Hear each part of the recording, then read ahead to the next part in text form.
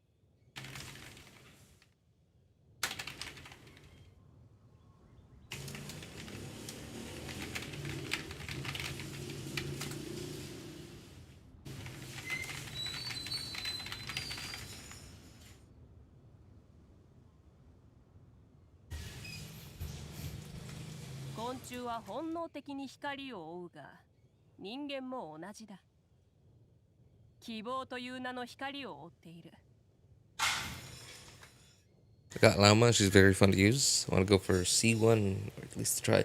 C1, what do her constellations do, actually? I have no idea.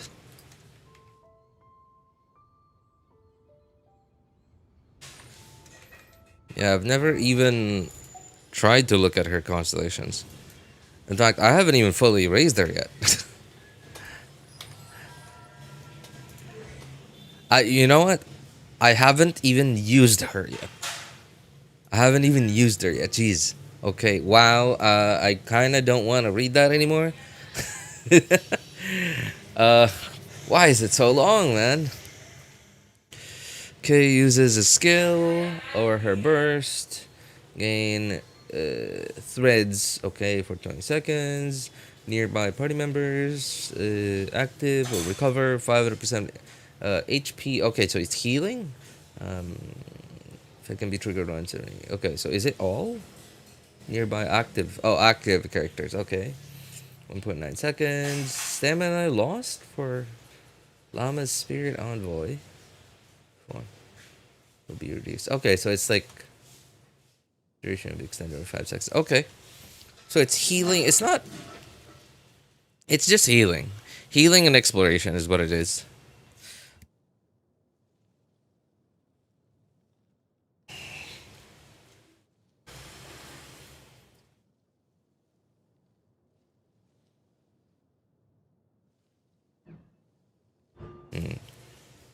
How about C2? How about C2? Okay, burst enhanced. Effects are increased. I have no idea what that is. Nearby party members, Bloom, Hyper Bloom, Burgeon, further increased by 500%. Oh, geez. Okay. The C2 is damaged then. And Lunar Bloom damage further increased by 400%. Okay. Moon Sign, Gleam, all party members. Lunar Bloom damage increased by 40%. Jeez. A lot of damage on C2. But hey, C1 might not get you much, might not get you any DPS. But at least it gets you one constellation to C2.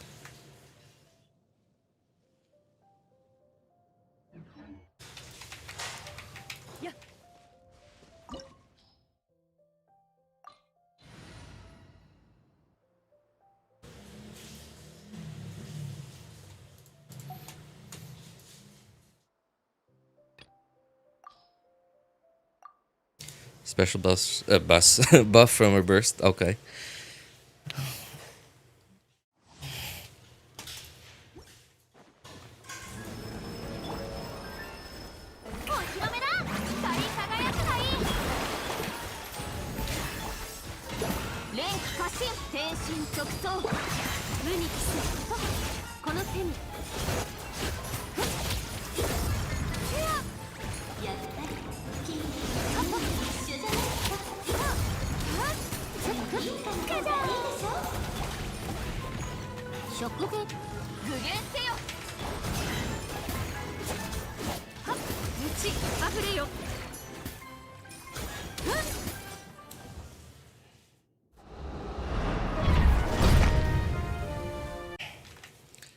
C1, if you have over 1,000 EM, heal 5k HP every 2 seconds for 20 seconds. 5k per tick every 2 seconds. Doesn't sound like a lot of healing, honestly. Yeah, even if you go over that, even if you go over 1,000, that'll still be max, max 6k per tick. Right? 6k per tick. Okay, it's not, at that point, it's a decent, yeah, it's a decent healer. Yeah, it's a decent on-field healer. Kind of like, I think that's a little bit better than Escoffier at that point. Yeah, I think that's a little bit better than Escoffier.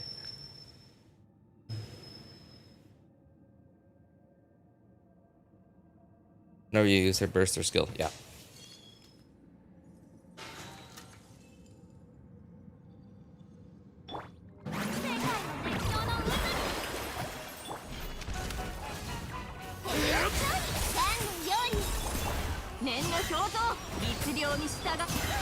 Oops.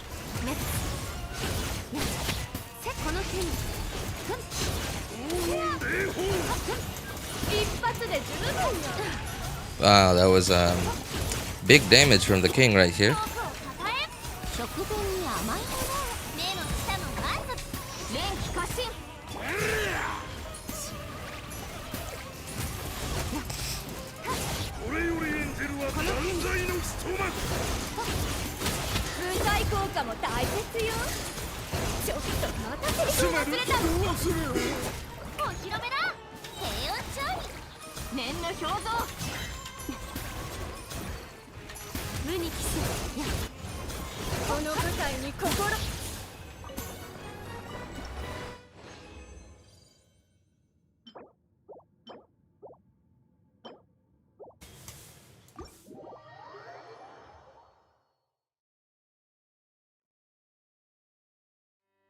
Both skill and burst skill doesn't have that long of a cooldown. Yeah, it's just basically permanent healing. Yeah, I'm not saying it's bad healing, I'm just saying it's not gonna replace a dedicated healer.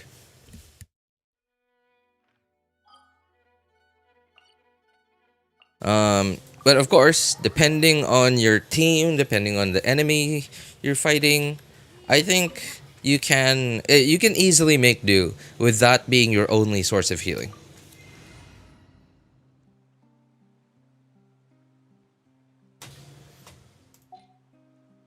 Especially, oh yeah, especially now that Bloom self damage has been reduced.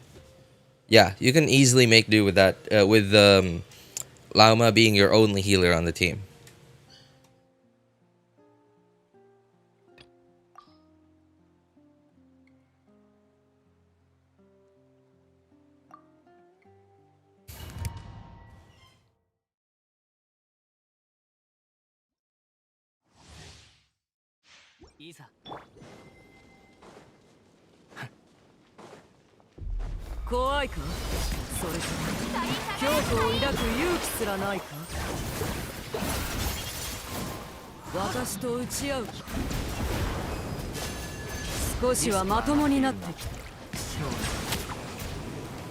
The what?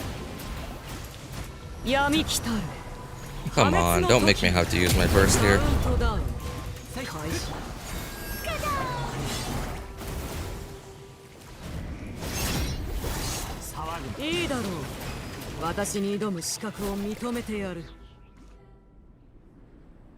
Don't have to worry about healer.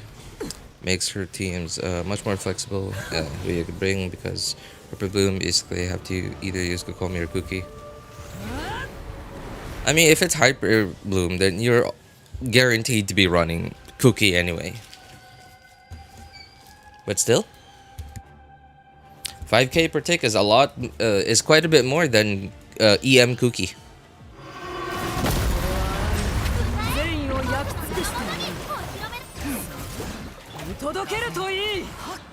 But because the tick rate isn't so fast, it's once every 2 seconds, it's not, you still, it's like I said, it's not gonna be like, yeah, it can't replace like a dedicated healer, right? Like if you're fighting an enemy that's like hyper aggressive, or like if you're fighting a bunch of Rift Hounds, for example. Yeah, but as long as you don't get hit too often, or you there aren't any like mechanics that drain HP, then yeah, it can definitely yeah, it can definitely make it so that Lauma can be your only healer on the team.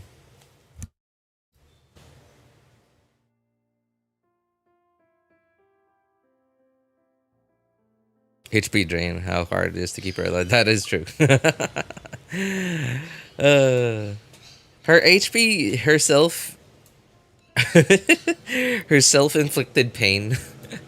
Though every time you use her skill, it does make for slightly more exciting Hyper Bloom teas. Because like Hyper Bloom teas are like, to a certain extent, it's kind of boring, right? They're kind of boring to a certain extent, especially before Llama, right? At least Llama a little bit, like you have something to do on Llama. You swap to Llama, you hold E and then you burst, right? Like with Nahida, you don't even want to burst. You just want to either press E or hold E, and then do your Hydro thing, do your Electro thing, and then go back to Nahida, just spam normal attacks. Right? Right? And it doesn't even matter in which order you do your rotations in. So having Kuki there keep you on your toes is at the very least like something that keeps you from getting bored.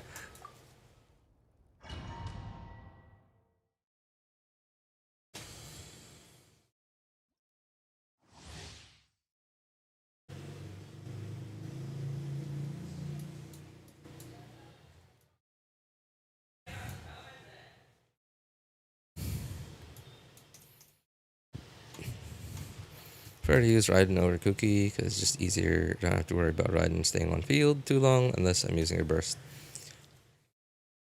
Raiden, I think, is overall better, like stronger as a Hyper Bloom procer, because her thing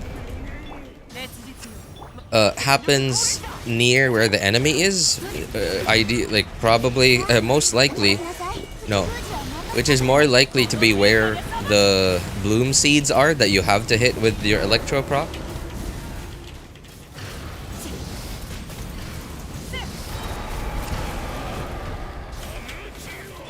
Right? And it ticks faster. Raiden's E ticks faster than Kuki's healing thing.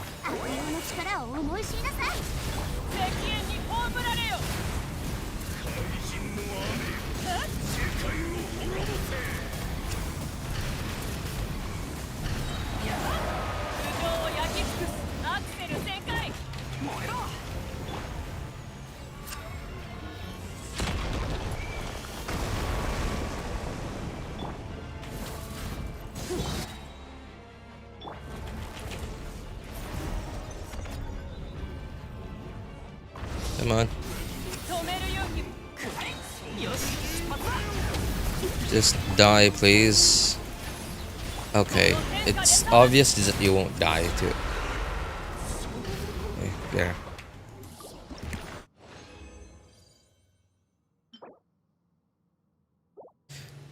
Yeah, whereas with Kuki, because Kuki's Electro AoE thing is around her, there are occasional moments where you will have to go chasing after where the bloom seeds are.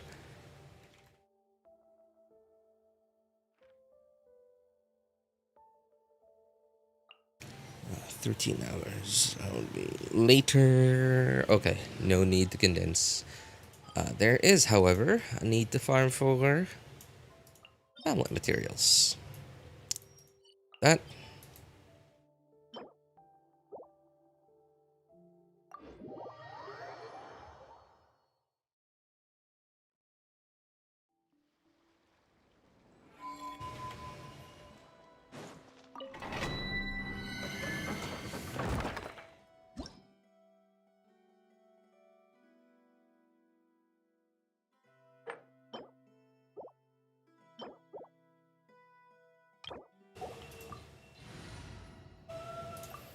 The true application is very limited because it's always around the active character.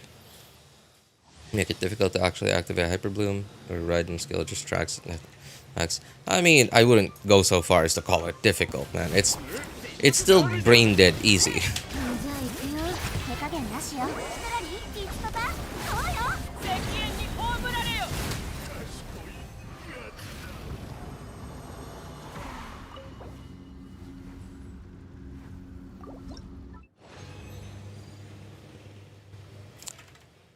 7. Okay, I was... For a moment there, I was happy. I was like, wow, 7? We don't usually get that. And then I forgot that, oh yeah, that's right. Condensed resin now is worth 60.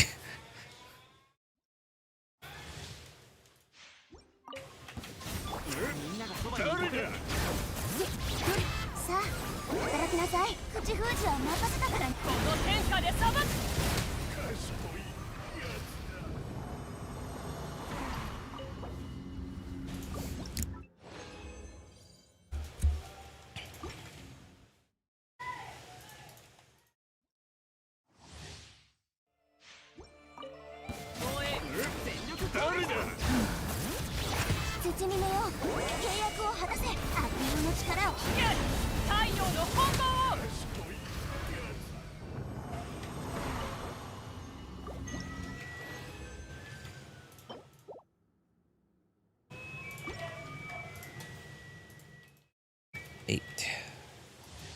Okay. I gotta get to a crafting bench nearby. One of the passives is make us all blue in related actions. Have a chance to crit. No, you don't need C2 Nahida to do that. Yeah. You know, it would have been... I think it would have been too OP. Obviously, like, this is... I think this is too OP. But it's also obvious that it would have been really nice if the crit damage from Nahida C2 and Lauma's passives to stack. I think it would have been too OP, but it definitely would have been cool. Definitely would have been cool, but it would have been like a very like obvious power creep. And I'm glad that they made it so that the crit damage doesn't stack, but only the crit rate does.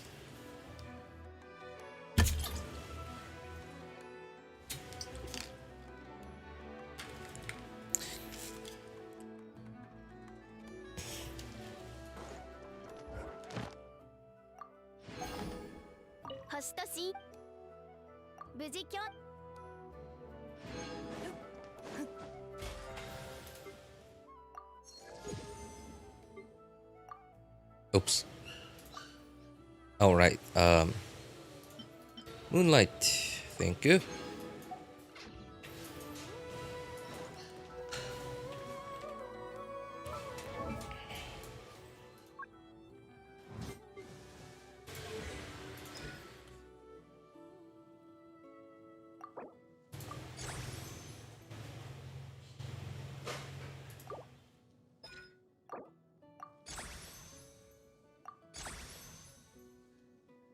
Okay, so I need 8, and then hang on, 8 and then 12. So I need 20 of these, and I think 20 of these too.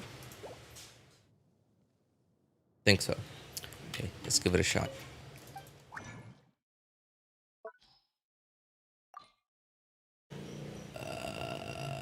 Okay, I'm all right. Pretty sure I'm not gonna have enough, but okay, whatever. What?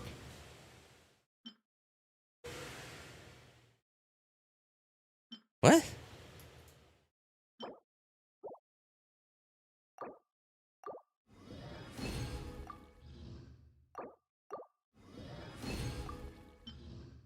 I'm pretty okay. Did I not drag the slider? Why did it only make 1? Okay, so I got 6. Okay, 6, 1, 2,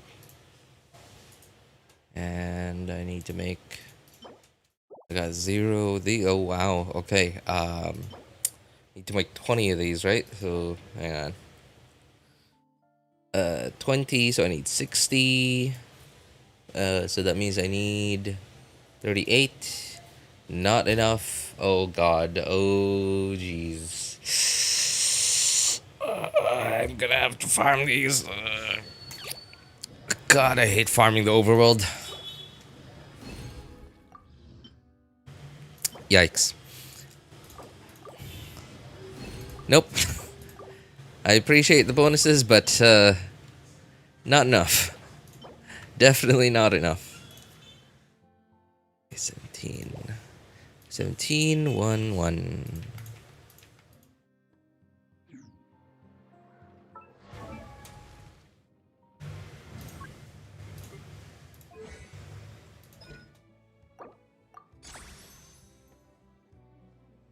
Darn it. Okay. Alright, 7, 6.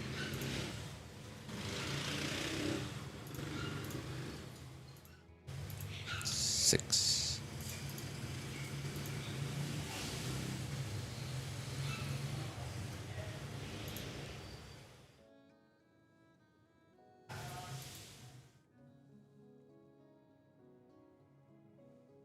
Yeah, really? Yeah, okay.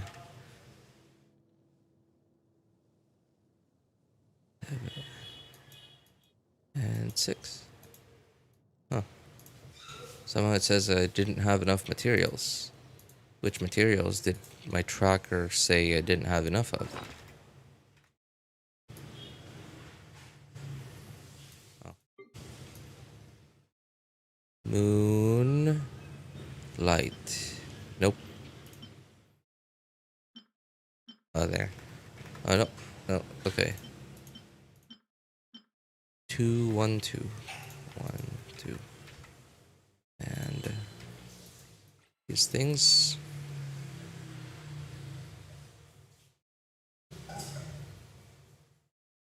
Where are those things?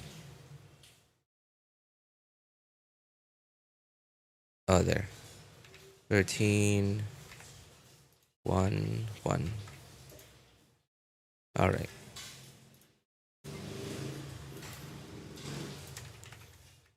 36. Alright.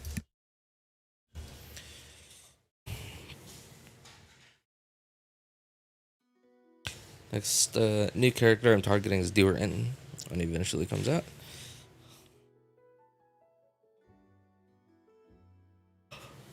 Oh, I haven't heard about what Durin does. Why Durin though? One thing I'm annoyed by is that by doing the Archon quest, I'm stuck at Ascended Gleam, so my hyper blooms. What? By doing the Archon quest, you're stuck at Ascended Gleam? What?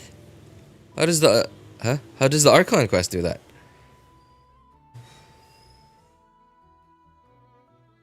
Until the buff is over? What? Huh? What buff? Huh? Am I missing something? You get a buff from doing the Archon quest?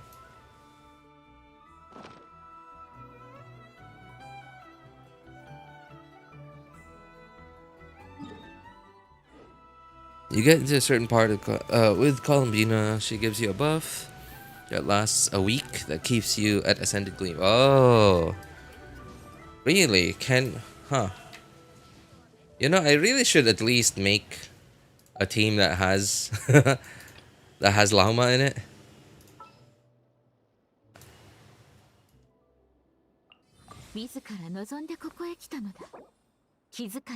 Hey, didn't this used to say elemental resonance? Yeah, elemental resonance. Yeah, this used to say elemental resonance, didn't it? When did they change it to team bonus? Oh, there it is. There it is.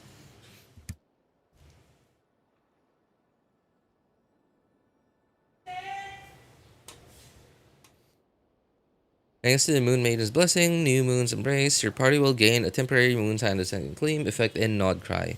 Okay, I got a few days left. I mean, it really doesn't matter to me.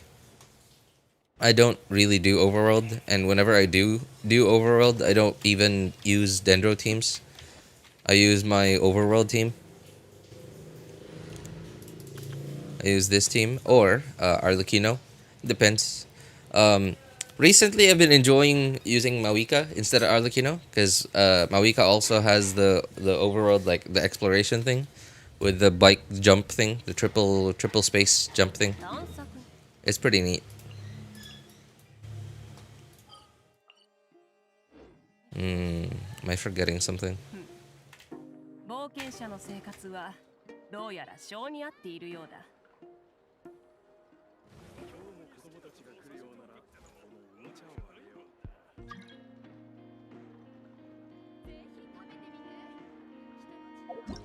Oops, wrong thing.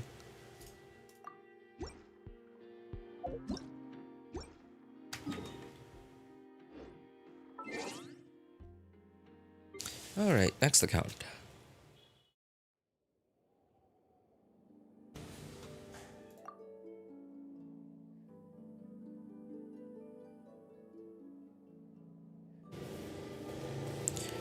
You know what I'm what's the word I'm looking for? What I'm nervous about? I'm nervous about how Hoyo is gonna make us feel bad about having one buff over the other. Right? And when I say buff, I'm talking about like the what are nascent, I think is the lower buff, right? Nascent something.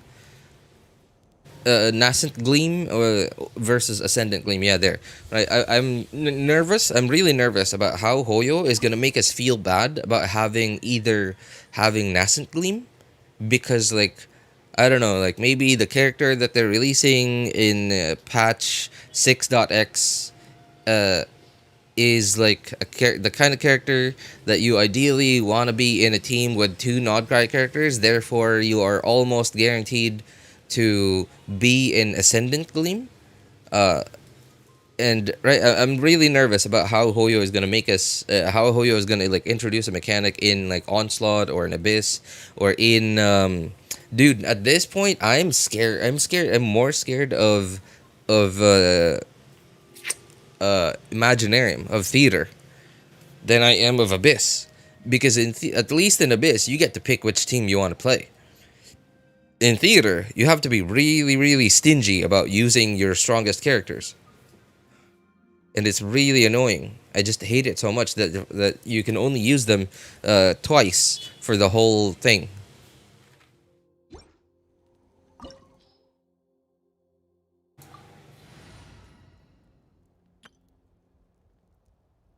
Like I cannot imagine how they're gonna do it, but I don't know. I'm just nervous that they already have a way to do it, right? Like make it so that like as a free to play with a C0 R0 of like character X, right? Nod-Krai character X, in patch 6.x,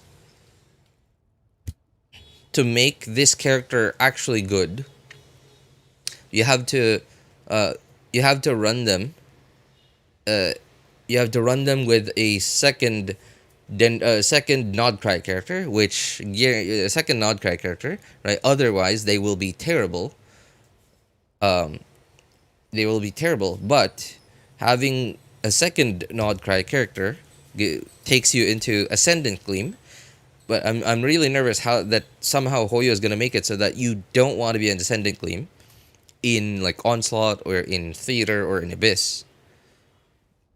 And therefore, like not being an Ascendant Gleam will make that C0 R0 free to play version of character X a lot weaker than they actually are.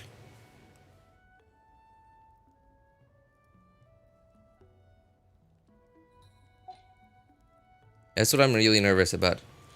But being put into that hyper specific situation that that being a free to play feels so bad to be in.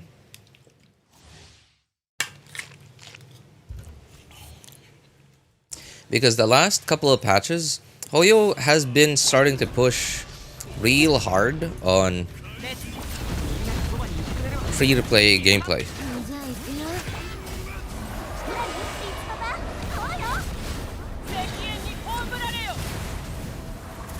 Darn it.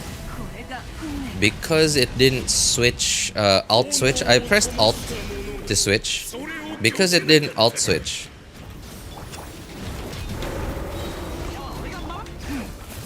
It didn't melt.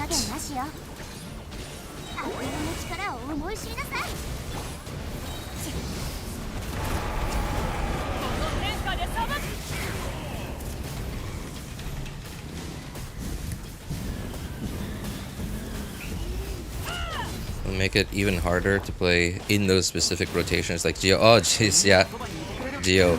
You know, thank goodness Geo so far doesn't have any like very like specialized mechanics that makes it so that a team that you can deal with Geo, you can't deal with other elements. So thankfully, so far.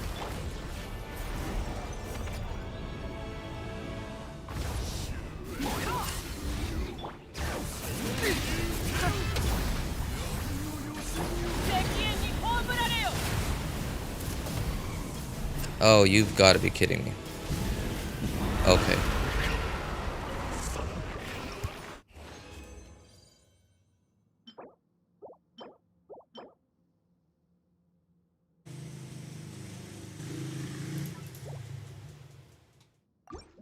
So the thing I'm talking about is like, imagine one day they're gonna introduce a Geo character that has like a really unique mechanic that makes it so that it's a really good Geo DPS or support, or sub DPS, and they're gonna introduce some enemy in the game that, I don't know, like is immune to other damage except Geo, or like has extra high non-Geo resistances, unless you bring it down, but bringing it down also requires Geo, or like, ah, man, I'm so anxious for when that day comes. Hey, what's up, Wrong? How's it going, man?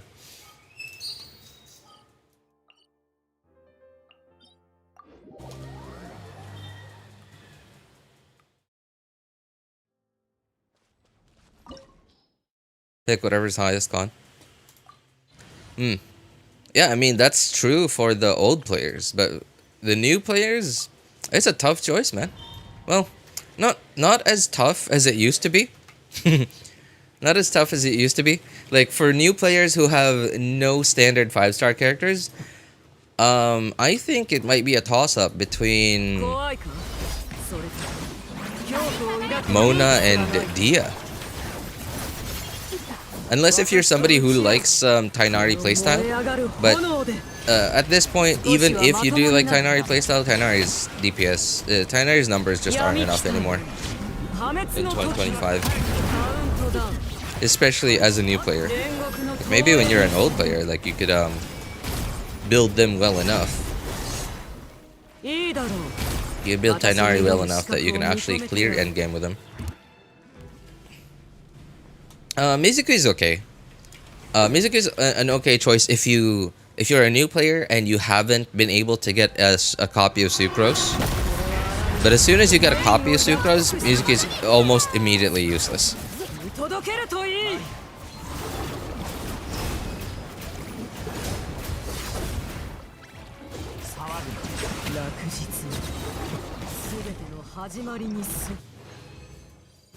It was Mizuku because she was the only standard I didn't have. Oh, alright, alright. Honestly, oh, hang on. I gotta open the door. My mom just came. Hang on.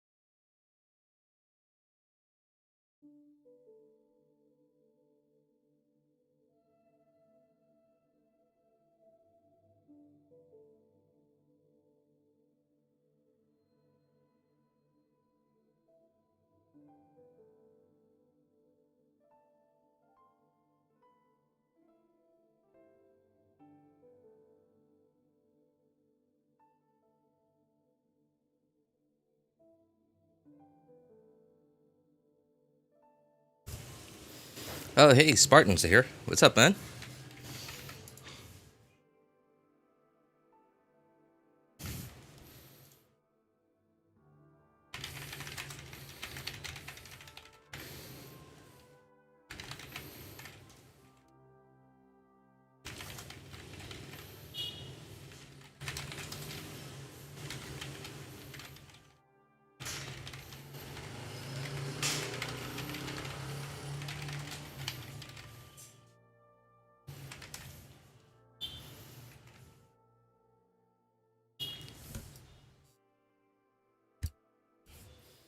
Music is there to console you when you lose 50-50. Hey, at least Mizuki is a well, I mean, I don't know how much of a psychiatrist she is, but she seems like, well, no, I think psychiatrist is the wrong term. Therapist, I feel like, is the more appropriate word. Yeah, I think that's appropriate. Therapist.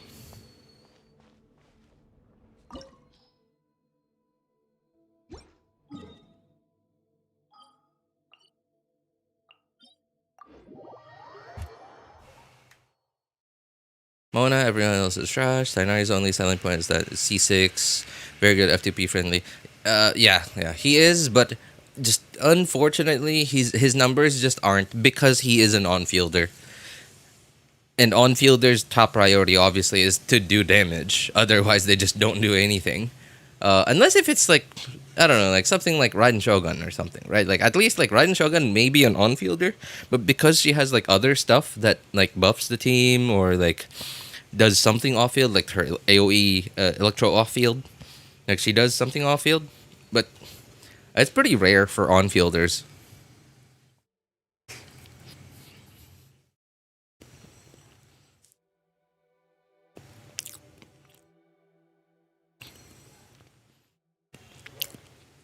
I just wish he wasn't fully attack scaling.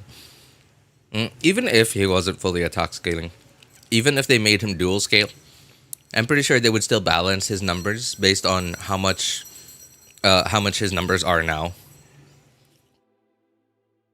Because they knew that he would be going to standard mana.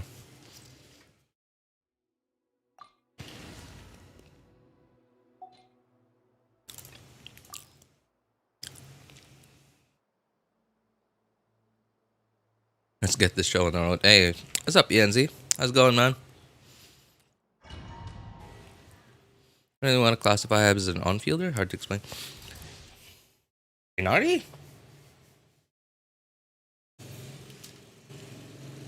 Well, I guess it's arguable, like how much of an on-fielder he is because he doesn't really take up so much on-field time. Genshin's failed attempt at making a quick stop DPS. Well, I don't know about failed. The only reason why he fails is because his numbers are just too low. I think he's a success, honestly. It's just that his numbers are too low.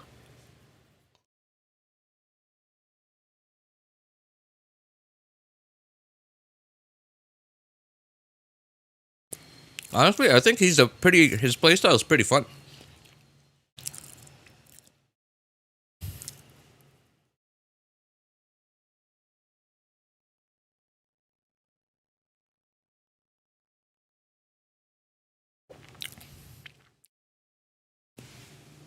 My dumb brain just now realized there's a character that actually does damage that has built-in passive stats, crit rate, crit damage, attack. How am I so dumb? The game that's easy to play. Well, it's, you know what, ENZ, if you really dumb it down, Genshin's combat gameplay is like really simple, right? Especially if you compare it to something like an MMORPG or like Black Myth Wukong or what's the other like really hard like skill based game that came out before Black Myth?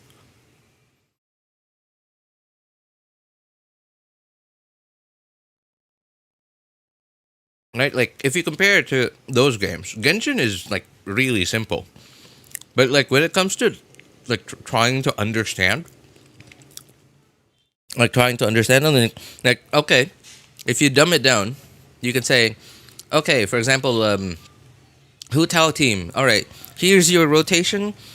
This is your rotation. Every time you wanna deal damage with a Hu Tao team, put this team together. Do this in this exact order, and then she do good damage. She do big PP damage, right? But like, how do you figure out how to make that rotation? Right, that's the part that's complicated. Right, the people that are trying to figure this stuff out. That's the part. Yeah, these are the people who actually like figure out the complicated part.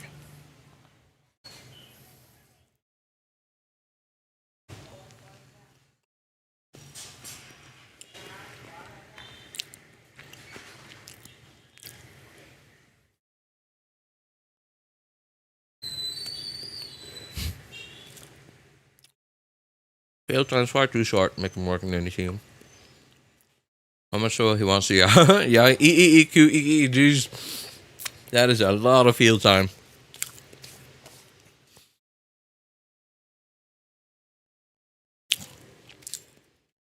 What a time to be alive.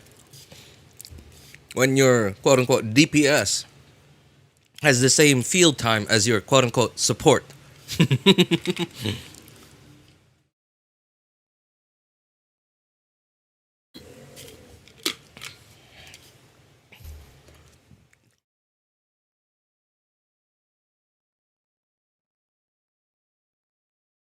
Pride combined Genshin with MOBA. It's two different game variants. Oh yeah, MOBA. MOBA is pretty complicated too.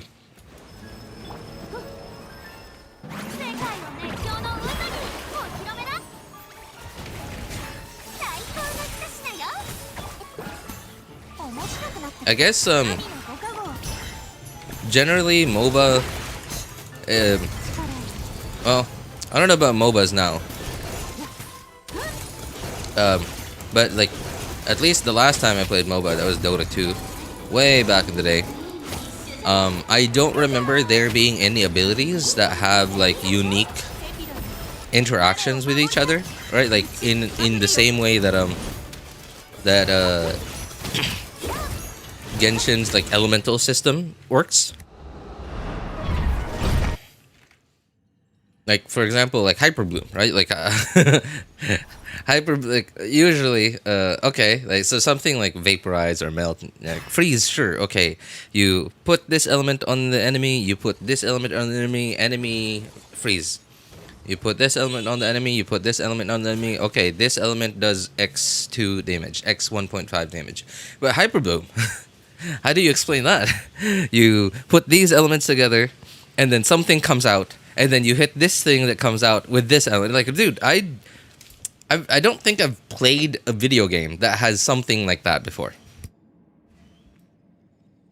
Even in MMORPGs, it's relatively like straightforward. Obviously, like there is so much stuff, like so many items, in Ragnarok Online, for example, right? Like I have not touched that game, even as I became an adult, like who actually got a little bit smarter than his childhood days, just because of the sheer variety of like equipment combinations and build what's it called, like build ratios. I have no idea. Alright, Genshin, relatively simple. Increase crit rate, increase crit damage, increase attack or HP or defense, increase EM on this character. Okay, get this amount of energy recharge on this character. Like, building characters is relatively straightforward. Hydra and then they love each other. Jeez. They create a baby, and if a third party gets, hey, family friendly. Genshin, back at 1.1. I quit the game, come back 5.7. Now we're version 6. Yep. I guess that's probably why. Yeah, because like you sort of skipped like 55 steps.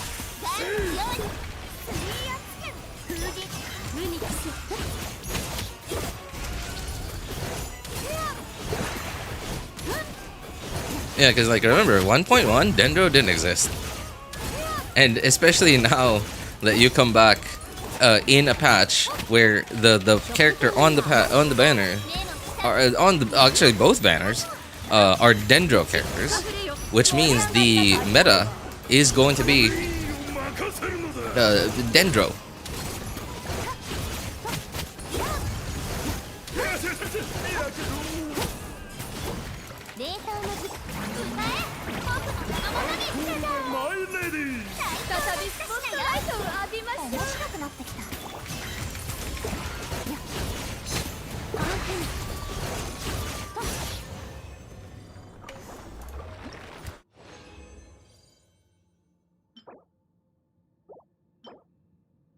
Oh, not bad, not bad. Oh my god. Why do you have to make it weird, man? F friendly. Okay, where? Oh, right, Nod-Krai.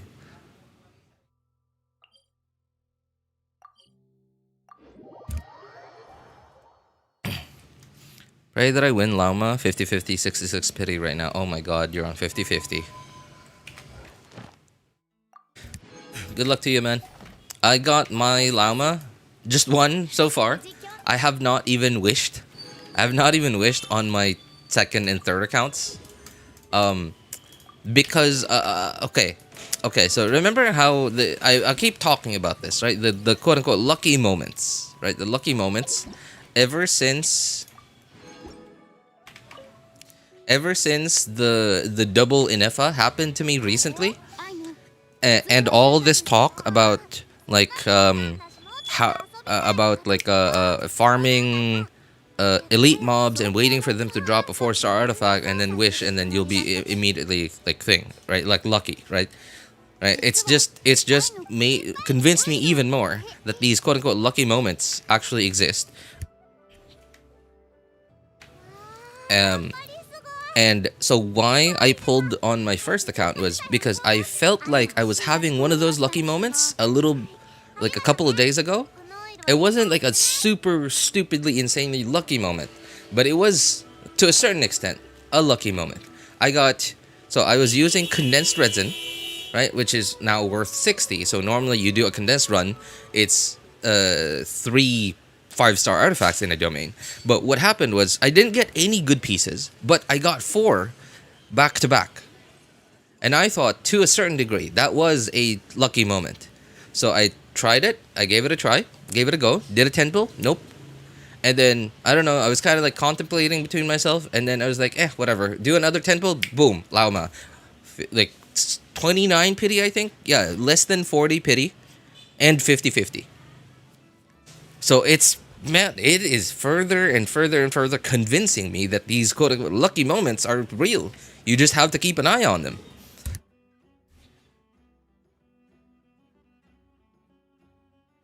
I'd look at C6 so I can level 100 my Farina one day. Hey, wow, Farina, huh? Wait, Farina? Not Ayaka? Also, I gotta go pick up my son from school. So I'm gonna have lunch along the way. So I'm gonna be AFK for a bit.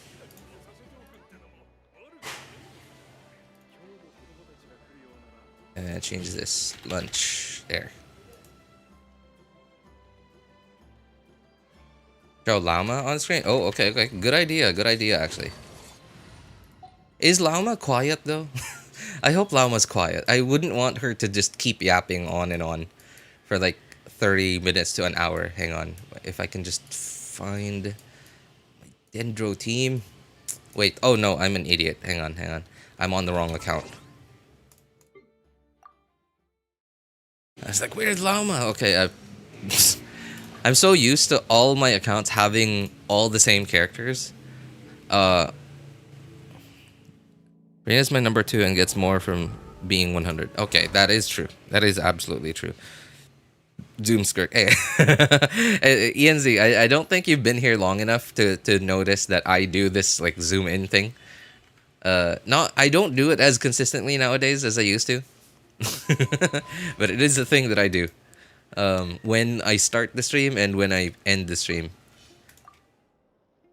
Okay, I certainly hope Lauma's quiet. Please, my lady. Alright. Alright. Be right back. Be right back. Zoom into her gravity, jeez. Wait, can we do that? We can. Okay. You know what? Nope. A little bit. Perfect. Oh, no. A little bit more. Okay, perfect. Just enough skin for the imagination to go wild. Perfect. Alright, be right back, guys. Well, I'm not gonna be right back. I have to go pick up my son from whatever. It's probably half an hour, 45 minutes. Alright, see you guys.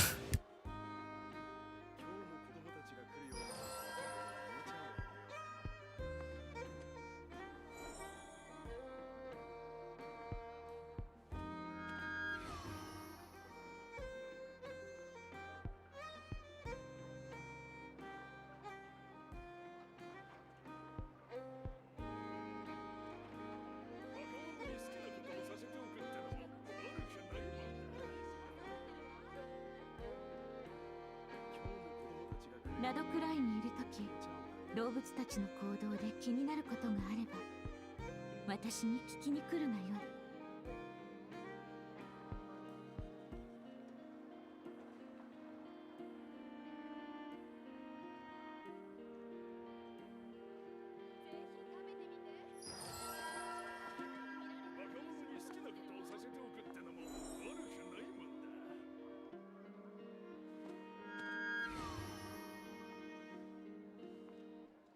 子供たちが来るようならこのおもちゃをあげよう。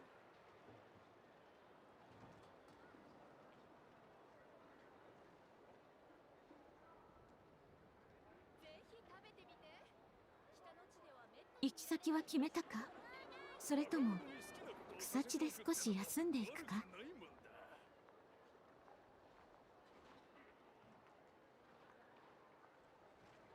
今日も子供たちが来るようならこのおもちゃをあげよう。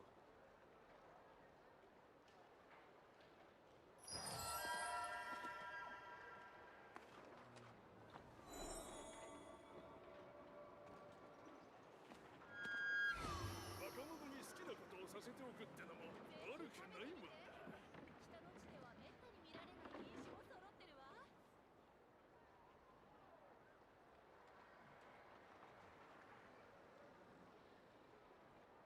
今日も子供たちが来るようならこのおもちゃをあげよう。ナドクライにいるとき、動物たちの行動で気になることがあれば、私に聞きに来るがよい。若者に好きなことをさせておくってのも悪くないもんだ。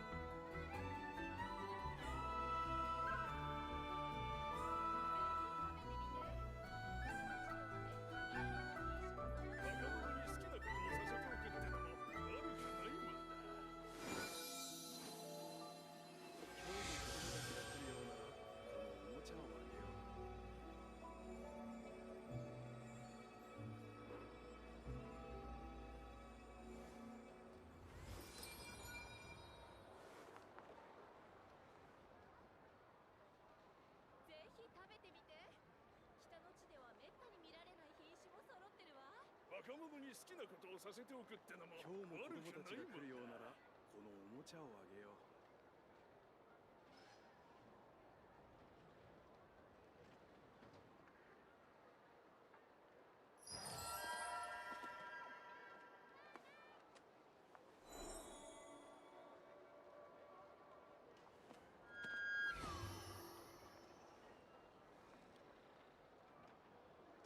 若者に好きなことをさせておくってのも悪くないもんだ。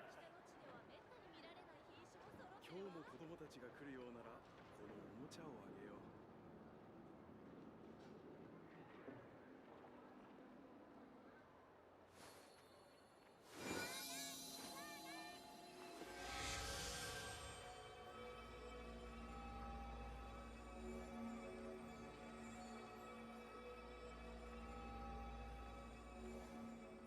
若者に好きなことをさせておくってのも悪くないもんだ。今日も子供たちが来るようならこのおもちゃをあげよう。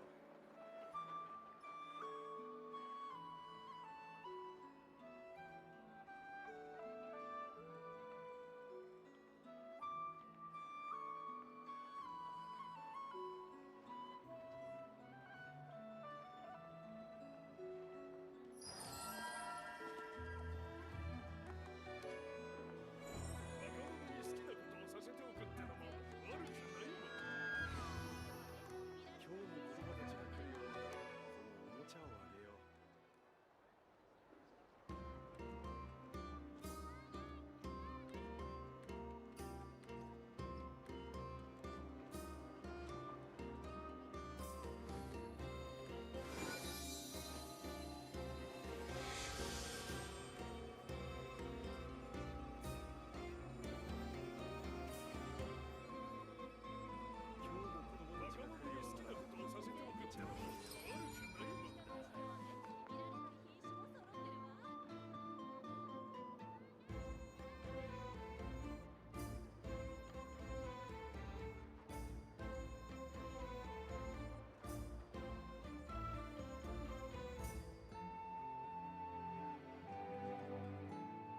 行き先は決めたか？それとも草地で少し休んでいくか？若者に好きなことをさせておくって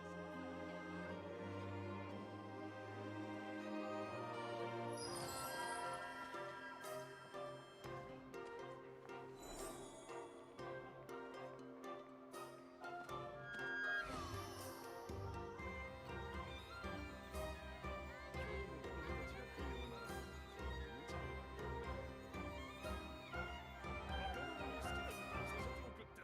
悪くないもんだ。子供たちが来るようならこのおもちゃをあげよう。悪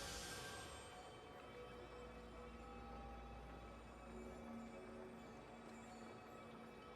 北の地ではめったに見られない品種も揃ってるわ。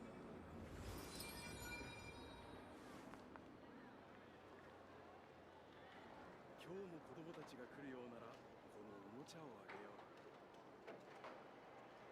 若者に好きなことをさせておくってのも悪くないもんだ。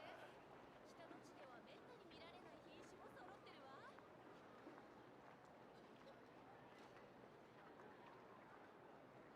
夜でなくとも空が見えなくとも月の光はいつもそこにある。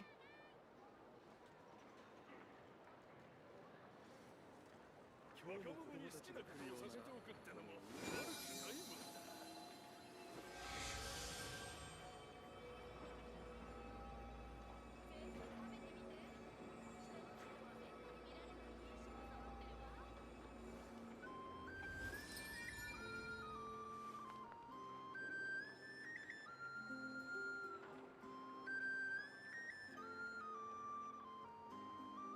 若者に好きなことをさせておくってのも悪くないもんだ。子供たちが来るようならこのおもちゃをあげよう。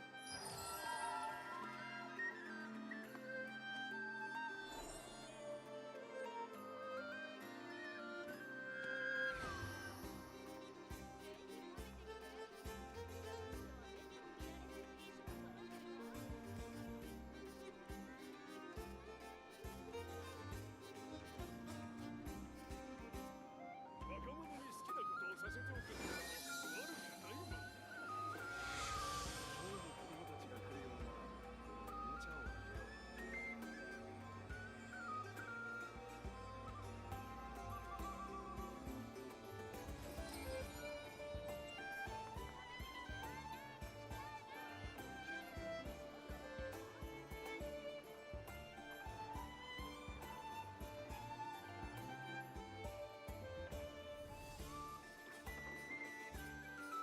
行き先は決めたか？それとも草地で少し休んでいくか？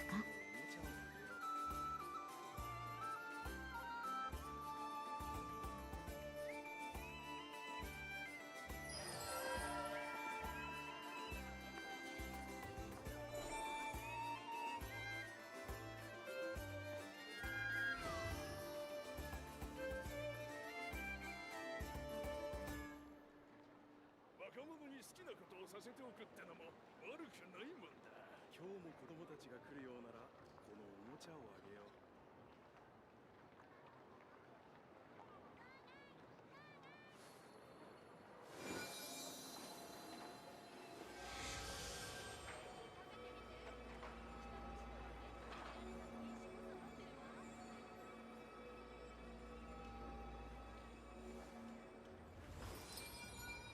今日も子供たちが来るようなら好きなことをさせておくってのも悪くないもんだ。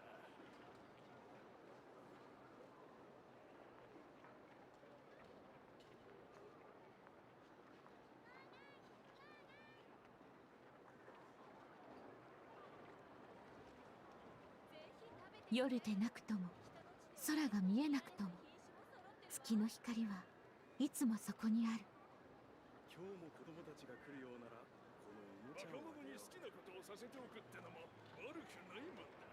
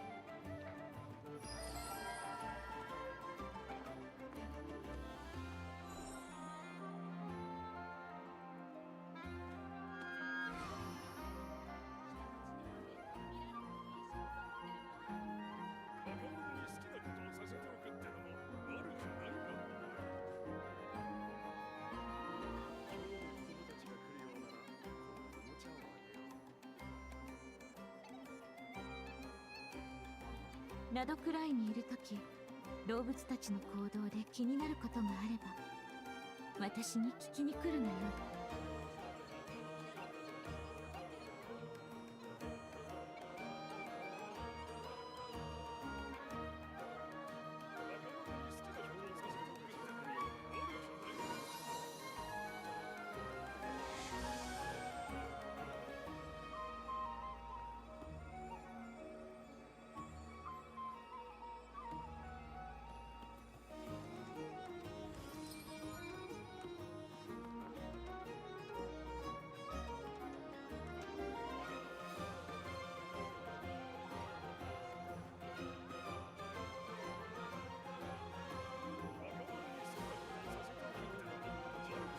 夜でなくとも空が見えなくとも月の光はいつもそこにある。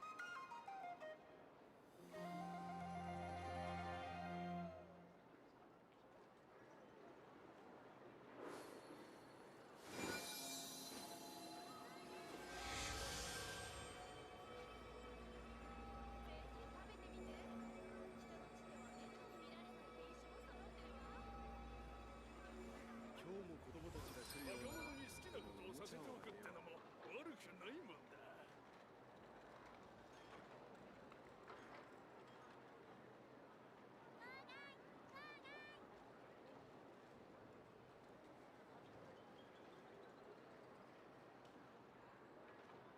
ナドクライにいるとき、動物たちの行動で気になることがあれば私に聞きに来るがよい。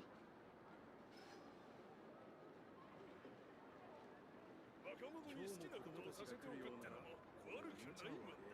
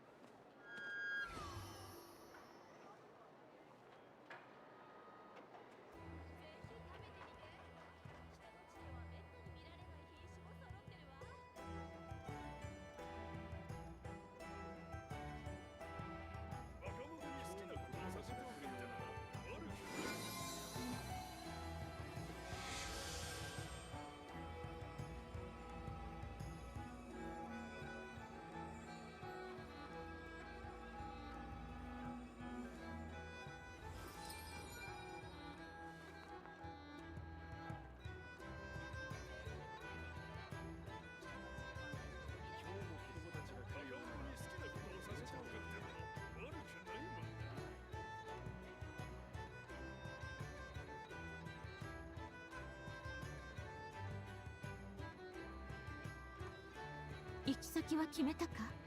それとも草地で少し休んでいくか？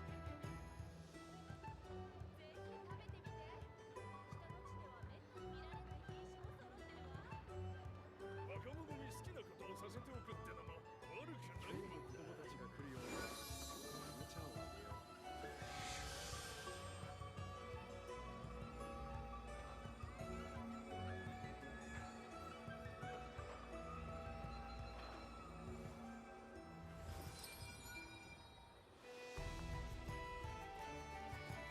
るようならおもちゃをあげよ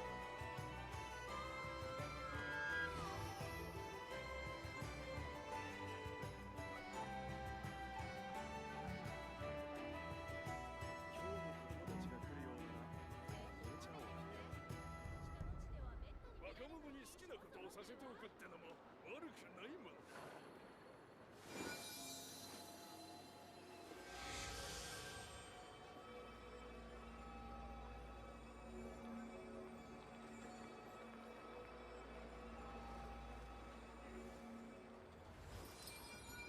今日も子供たちが来るようならこのおもちゃをあげよう。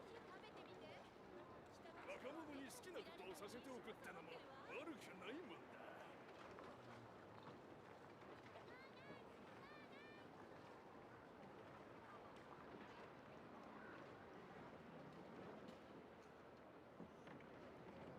夜でなくとも空が見えなくとも月の光はいつもそこにある。今日も子供たちが来るようなら若者に好きなことをさせておくってのも悪くないもんだ。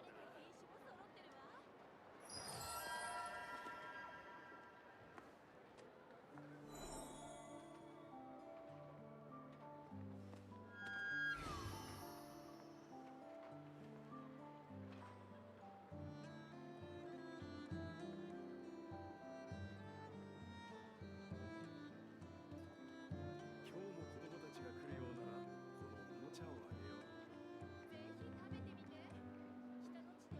若者に好きな行き先は決めたか？それとも草地で少し休んでいくか？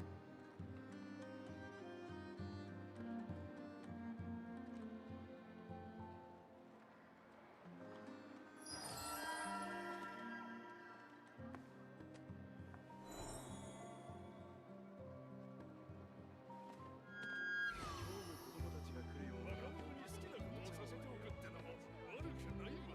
今日も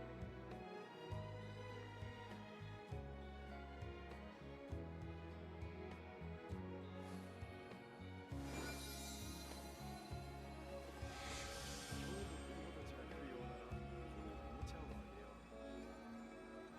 若者に好きなことをさせておくってのも悪くないもんだ。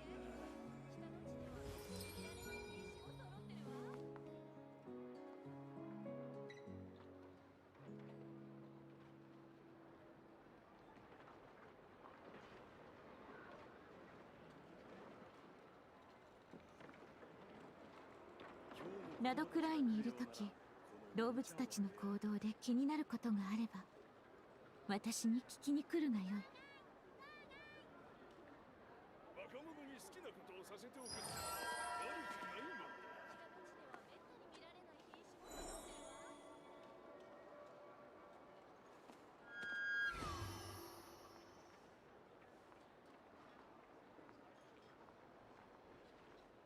今日も子供たちが来るようならこのおもちゃをあげよう。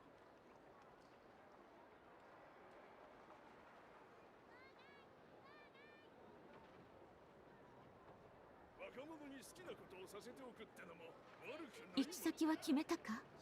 それとも草地で少し休んでいくか？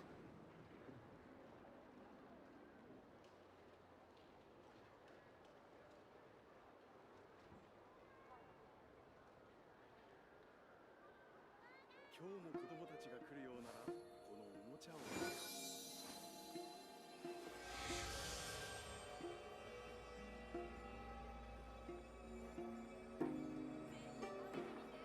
若者に好きなことをさせておくってのも悪くないもんだ。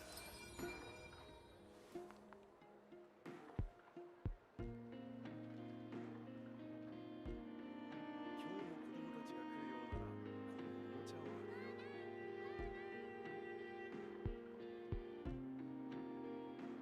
夜でなくとも空が見えなくとも月の光はいつもそこにある。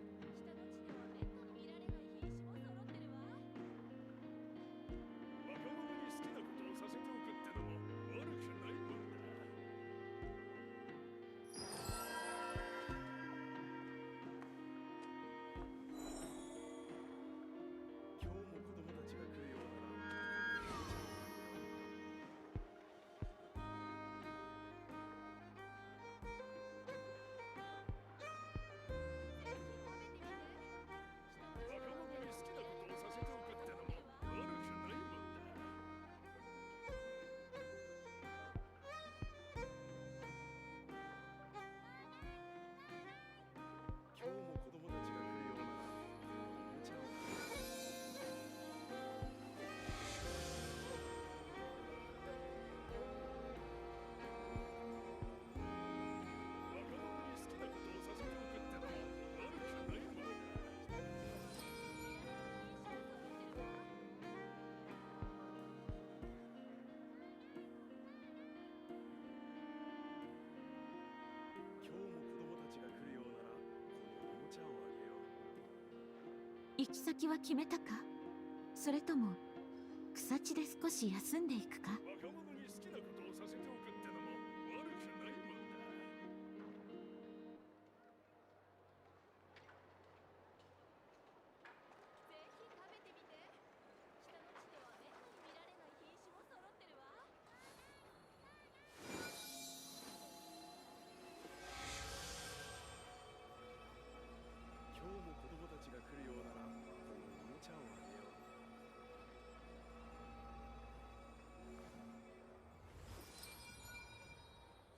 若者に好きなことをさせておくってのも悪くないもんだ。ぜひ食べてみて。下の地ではめったに見られない品種も揃ってるわ。今日も子供たちが来るようならこのおもちゃをあげよう。若者に好きなことをさせておくってのも悪くないもんだ。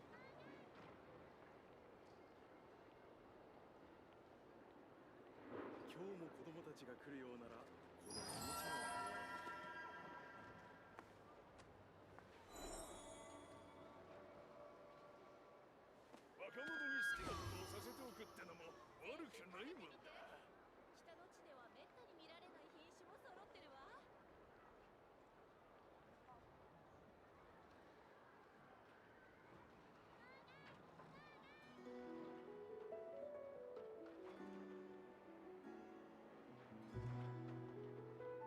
今日も子供たちが来るようならこのおもちゃをあげよう。若者に好きなことをさせておくってのも悪くないもんだ。ぜひ食べてみて。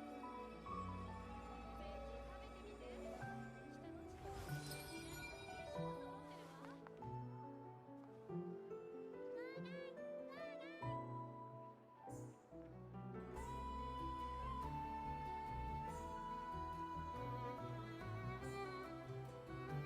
今日も子供たちが好きナドクライにいるとき動物たちの行動で気になることがあれば私に聞きに来るがよい。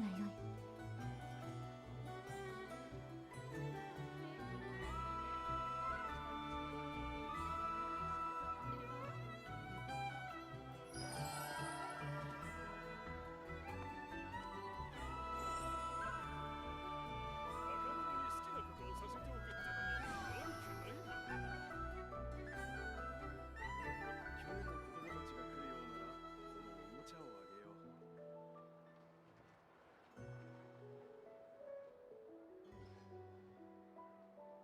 う。ぜひ食べてみて。下の地ではめったに見られない品種も揃ってるわ。夜でなくとも空が見えなくとも月の光はいつもそこにある。今日も子供たちが来るようならこのおもちゃをあげよう。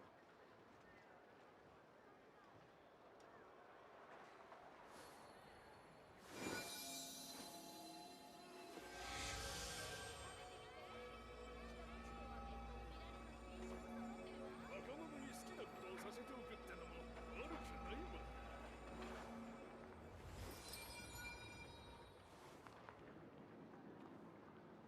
今日も子供たちが来るようならこのおもちゃをあげよう。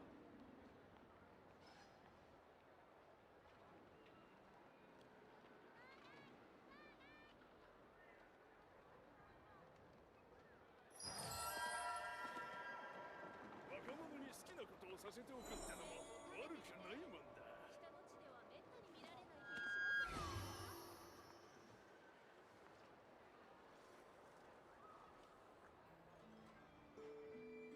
今日も子供たちが来るようならこのおもちゃをあげよう。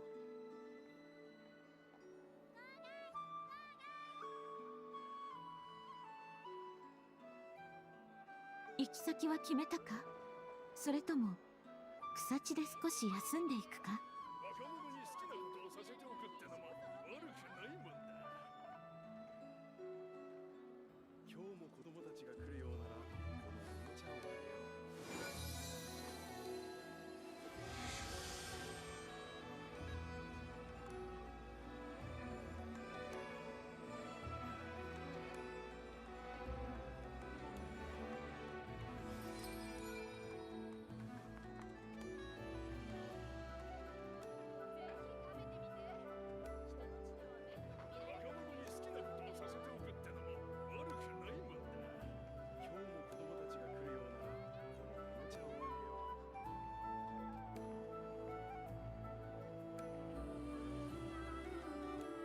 若者に好きなことをさせておくってのも悪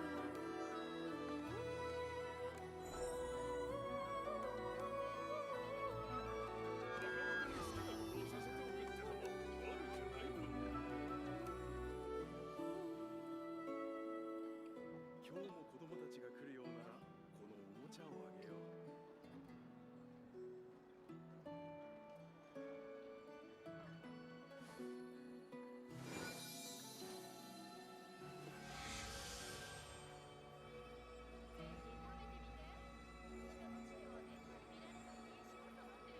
若者に好きなことをさせておくってのも悪くないもんだ。今日も子供たちが来るようならこのおもちゃをあげよう。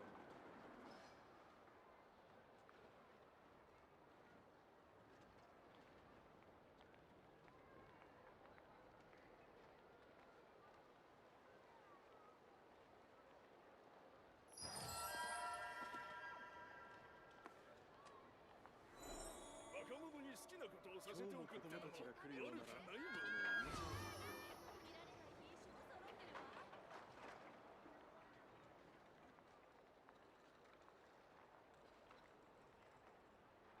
若者に好きなことをさせておくってのも悪くないもんだ。このおもちゃをあげよう。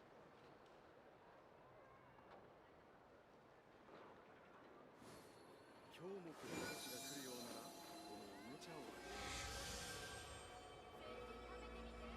若者に好きなことをさせておくってのも悪くないもんだ。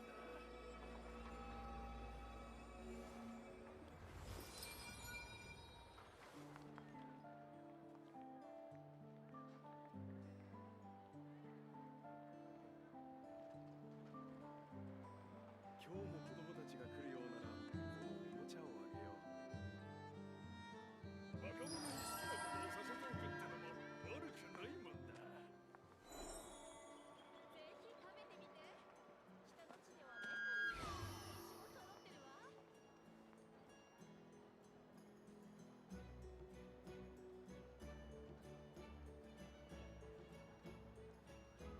今日も子供たちが来るようならこのおもちゃをあげよう。夜でなくとも空が見えなくとも月の光はいつもそこにある。ぜひ食べてみて。下の地ではめったに見られない品種も揃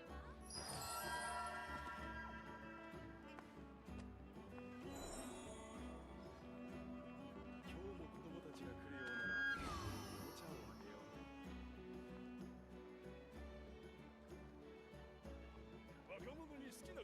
せておくってのも悪くないもんだ。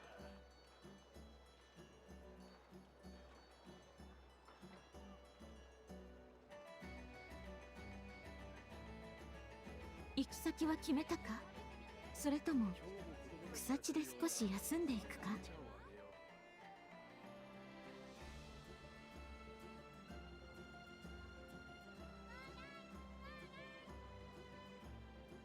若者に好きなことをさせておくってのも悪くないもんだ。今日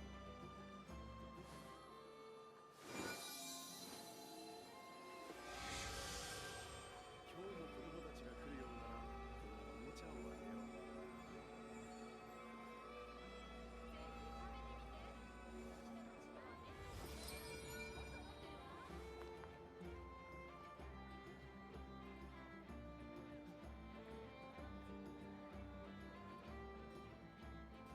若者に好きなことをさせておくってのも悪くないもんだ。今日も子供たちが来るようならこのおもちゃをあげよう。夜でなくとも空が見えなくとも月の光はいつもそこにある。ぜひ食べてみて。下の地ではめったに見られない品種も揃ってるわ。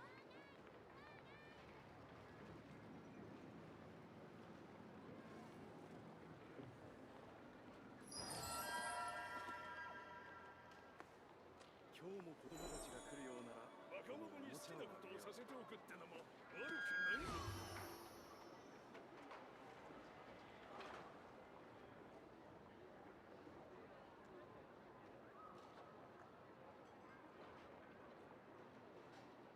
ひ食べてみて。下の地ではめったに見られない品種も揃ってるわ。今日も子供たちが来るようならこのおもちゃをあげよう。若者に好きなことをさせておくってのも悪くないもんだ。ぜ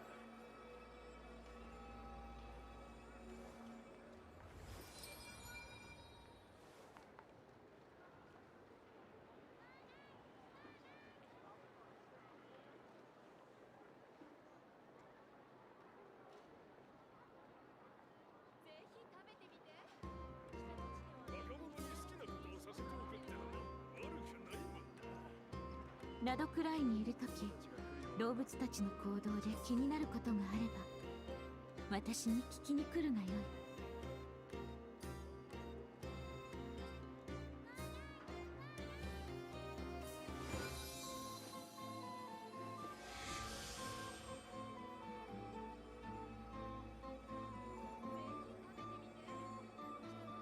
若者に好きなことをさせておくってのも悪くないもんだ。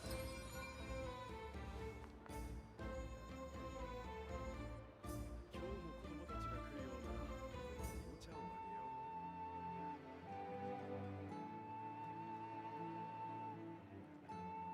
行き先は決めたか？それとも草地で少し休んでいくか？若者に好きなことをさせておくってのも悪くないもんだ。今日も子供たちが来るようならこの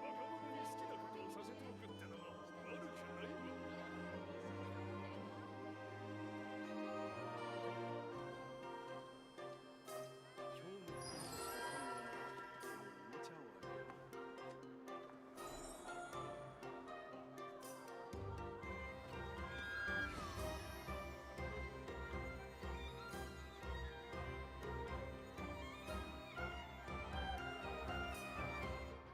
食べてみて。下の地ではめったに見られない品種も揃ってるわ。若者に好きなことをさせておくってのも悪くないもんだ。今日も子供たちが来るようならこのおもちゃをナドクライにいるとき動物たちの行動で気になることがあれば私に聞きに来るがよい。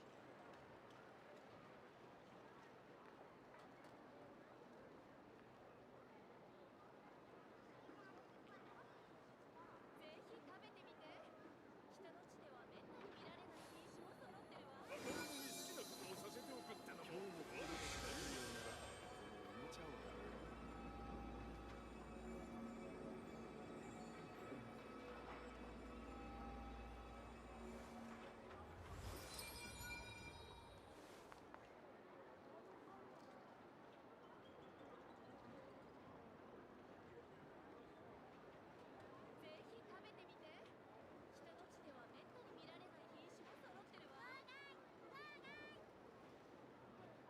若者に好きなことをさせておくってのも夜でなくとも空が見えなくとも月の光はいつもそこにある。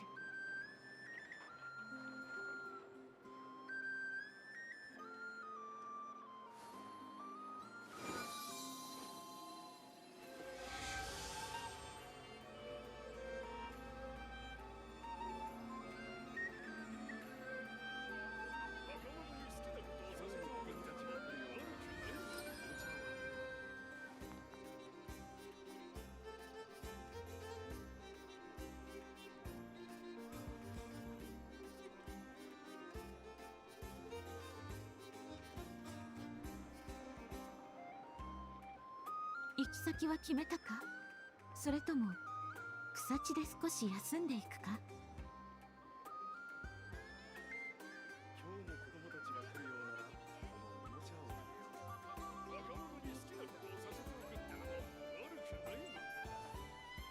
う。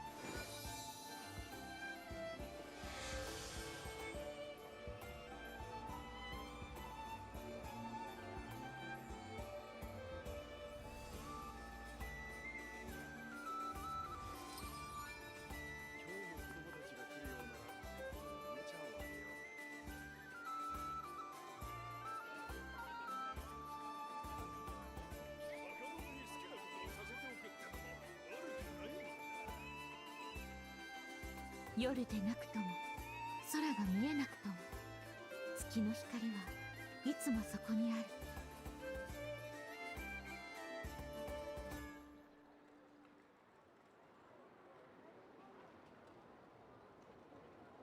今日も子供たちが来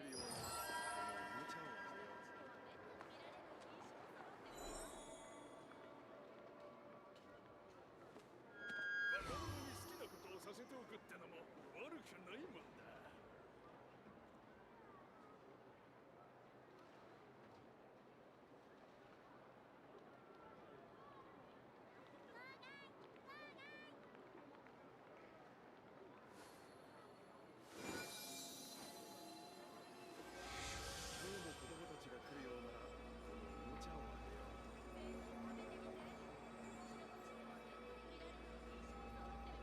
若者に好きなことをさせておくってのも悪くないもんだ。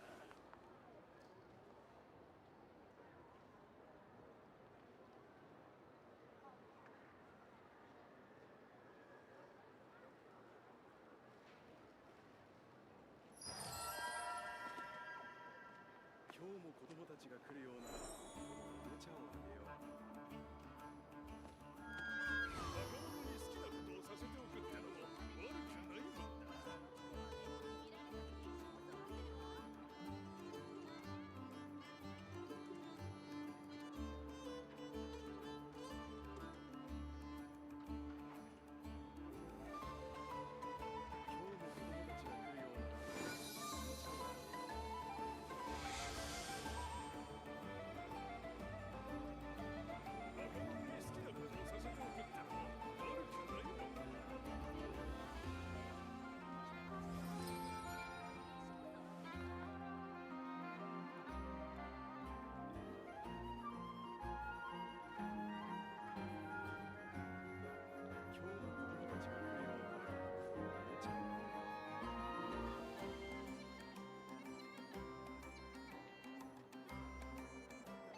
ナドクライにいるとき、動物たちの行動で気になることがあれば私に聞きに来るがよい。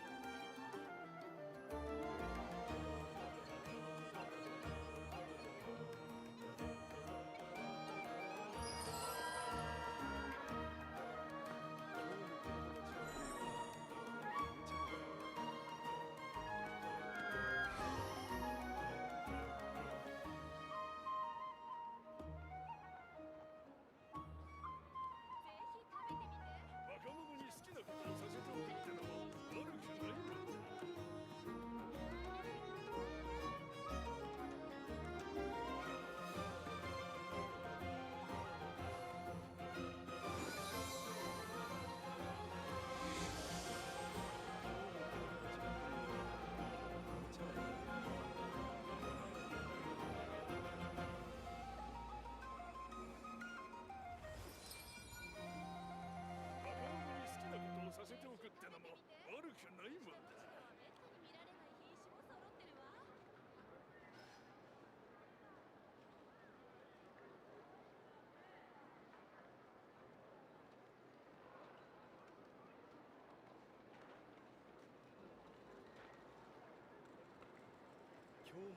ちが来るようならこのおもちゃをあげよう。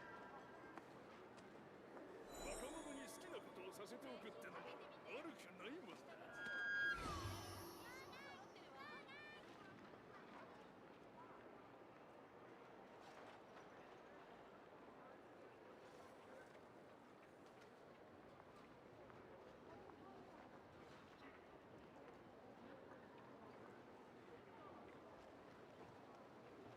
行き先は決めたか？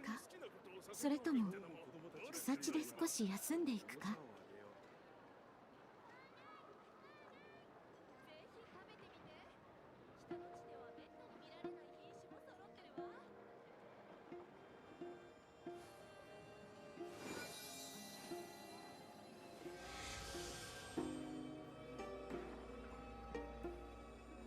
若者に好きなことをさせておくってのも悪くないもんだ。今日も子供たちが来るようならこのおもちゃをあげよう。ぜひ食べてみて。下の地ではめったに見られない品種も揃ってるわ。若者に好きなことをさせておくってのも悪くないもんだ。今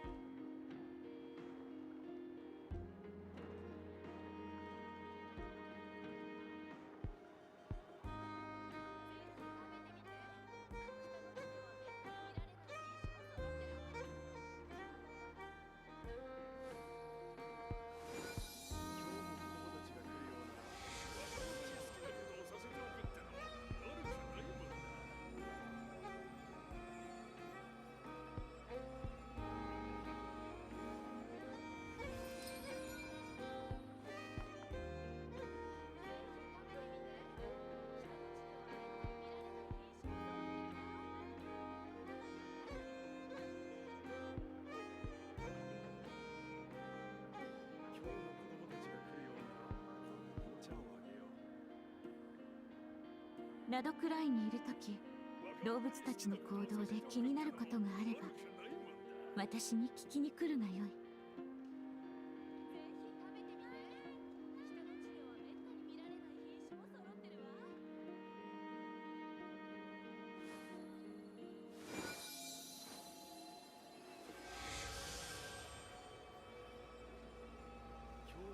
に見られない品種も揃ってるわ。今日も子供たちが来るようならこのおもちゃをあげよう。若者に好きなことをさせておくってのも悪くないもんだ。下の地ではめったに見られない品種も揃ってるわ。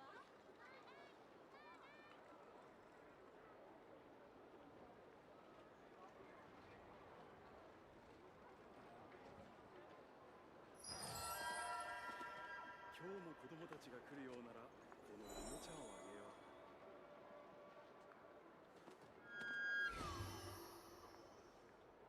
ぜひ食べてみて。若者に好きなことをさせておくってのも悪くないもんだ。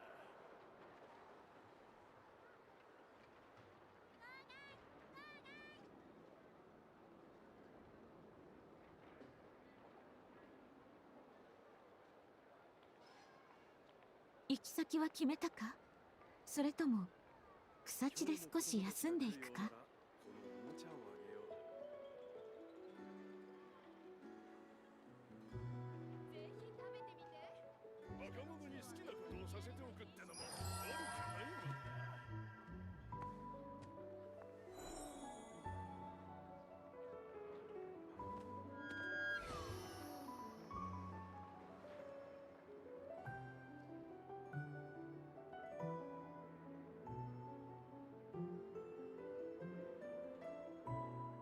今日も子供たちが来るようなら若者に好きなことをさせておくってのもナドクライにいるとき、悪くないもんだ。動物たちの行動で気になることがあれば私に聞きに来るがよい。今日も子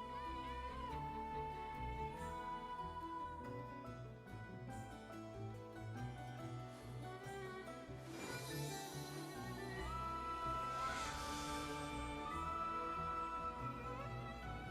このおもちゃをあげよう。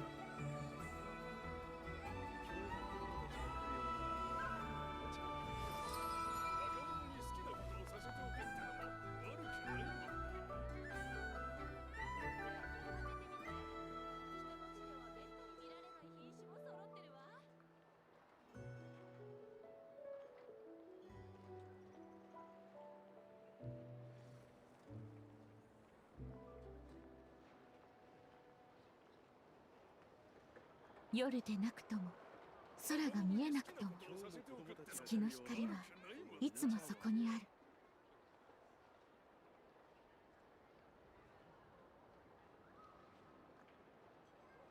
ぜひ食べてみて。北の地ではめったに見られない品種も揃ってるわ。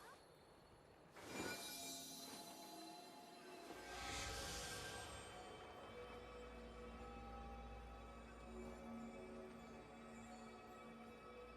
子供たちが来るようならこのおもちゃをあげよう。 Okay. Anyone else think it looks really awkward when she prays? Like when she kneels? When she kneels, like her head is like looking down and we have no idea what she's doing, you know, below the camera frame. Is anyone else thinking that, or am I the only one?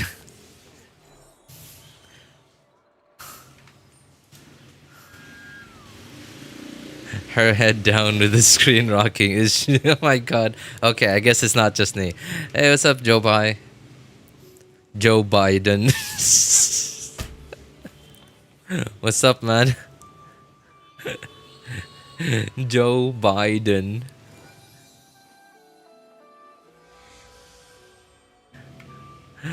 I love your name, man.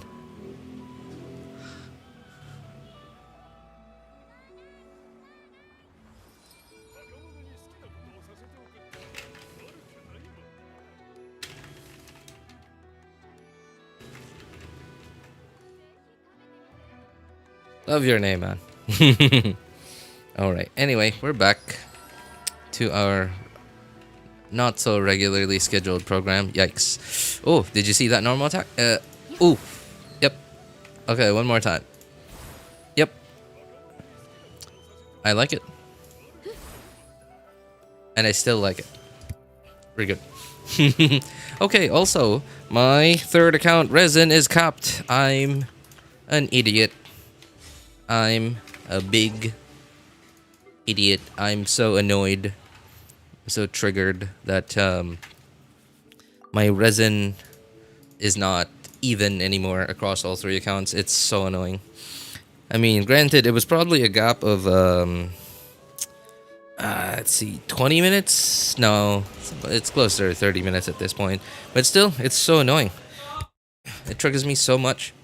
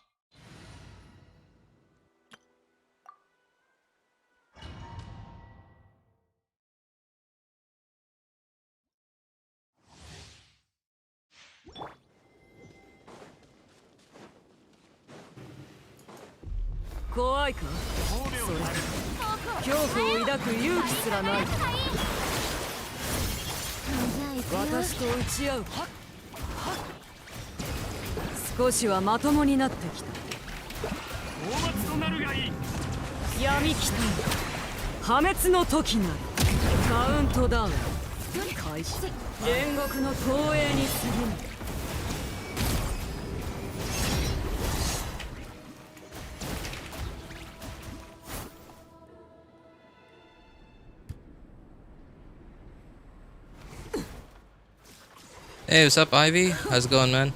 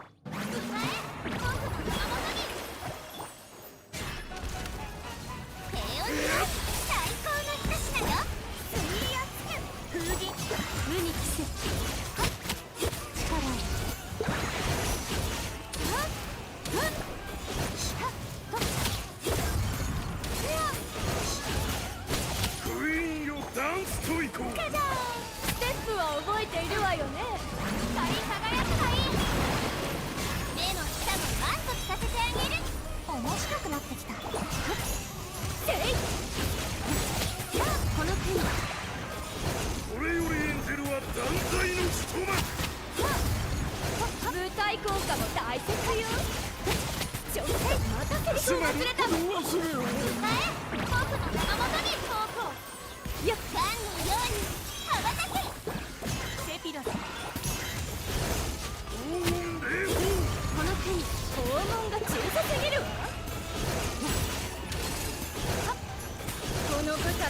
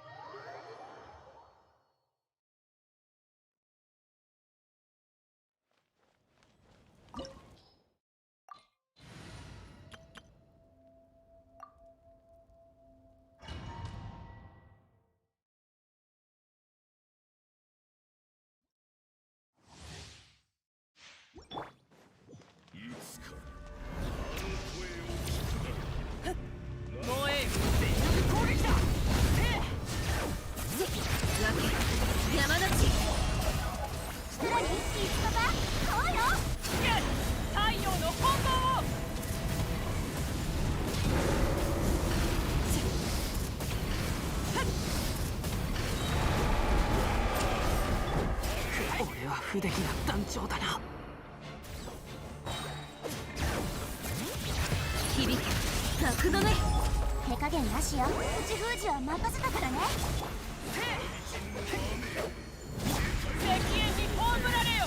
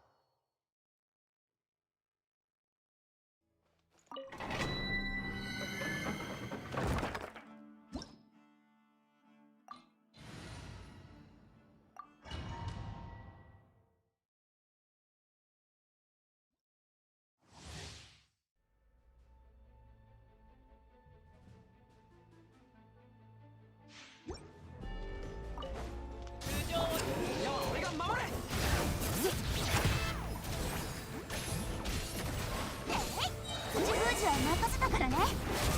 石煙に葬られよ。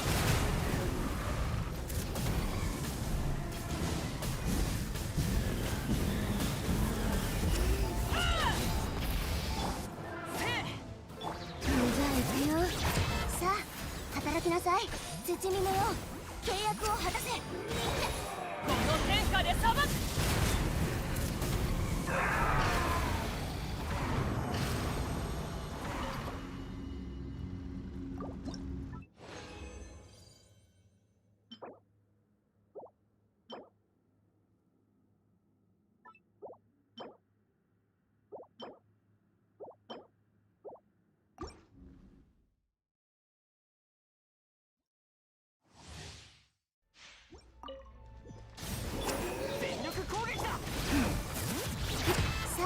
働きなさい。悪用の力を思い太陽の本能を。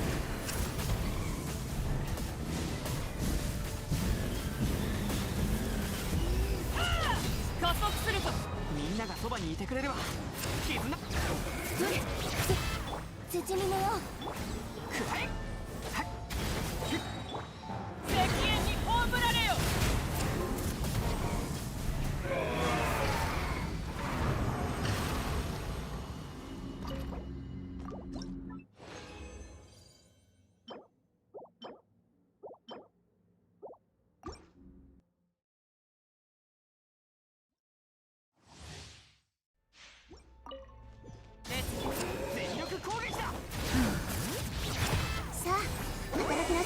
口封じは任せたから。この天下で裁く。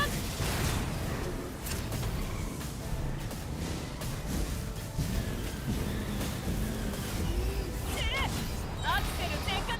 燃えろ。じゃあ行くよ。手加減なしよ。敵縁に葬られよ。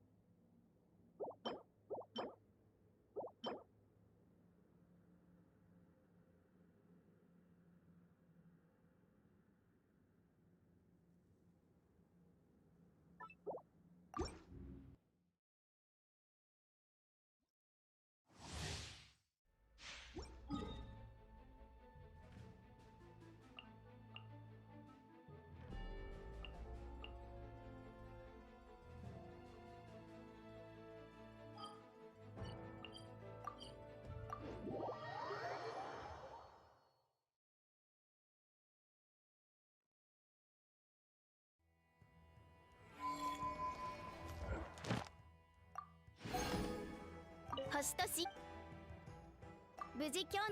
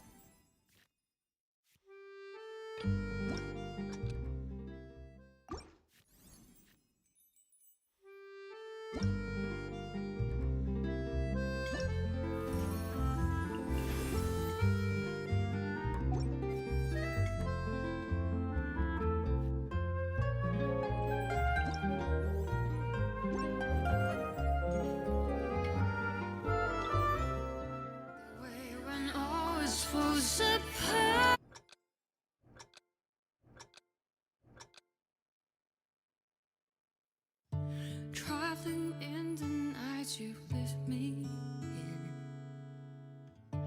I feel you in Dallas, blew up wind. Even over, I can point you out.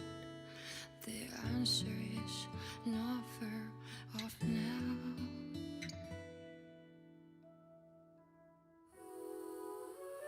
This journey of ours has been bittersweet. Close my eyes, wondering what you would have dreamed if you were here standing next to me. Would you know how I feel and see what I see?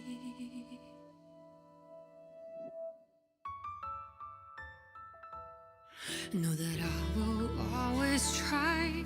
Funny your rhythm and rhyme. Though the nights are long and dark, I see you shining bright. And no matter where you are, you've come with me this far, showing the way when all is falls apart.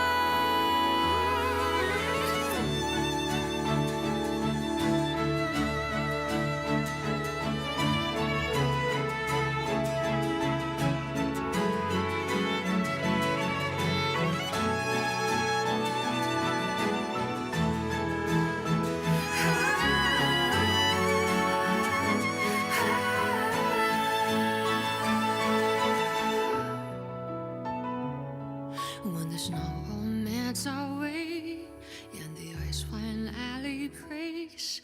Have you taken off? Are you ready on your way? No matter where you are, I've come with you this far.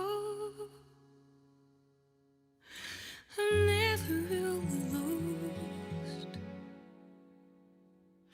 Our paths we surely cross.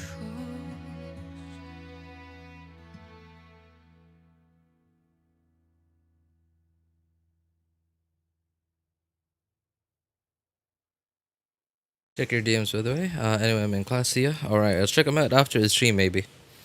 Alright, take care, man. Thanks for stopping by. Way when all is 膝をついても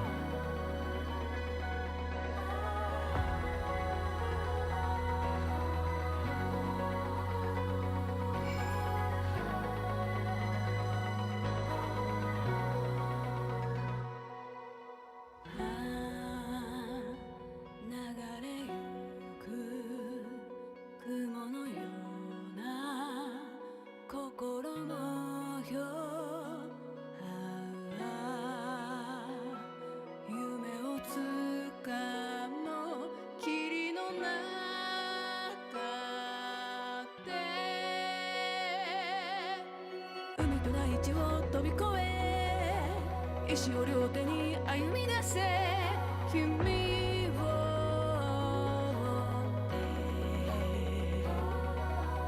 追って色とりどりの海膝をついてもくじけない傷は癒える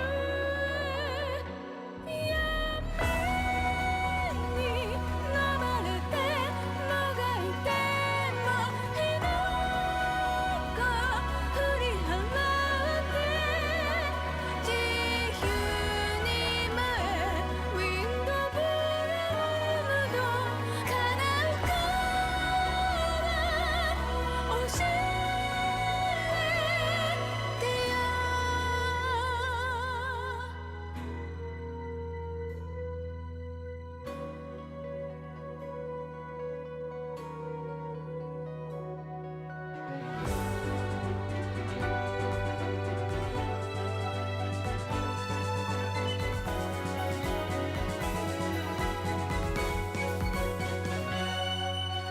果てなき日々を乗り越え山の向こうへ走り出せ君を追って届かず消えるこの声去りゆく後は薄らいで君を思うつかも光と大輪の時が流れても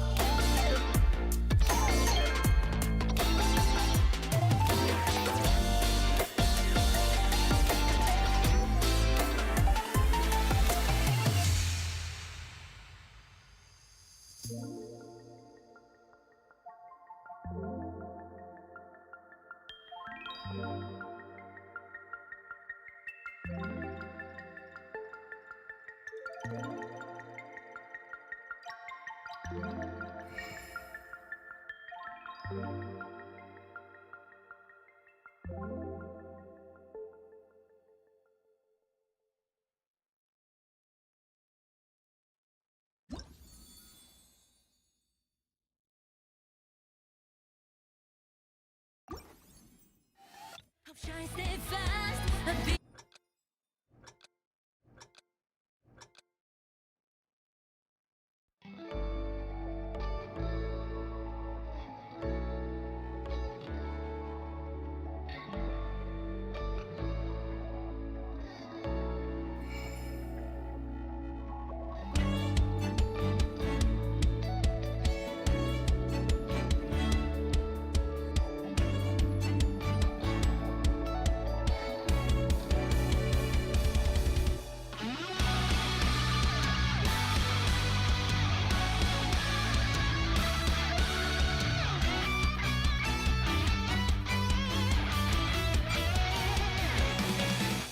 Across the westerly ocean, to find you stray, this song's for you.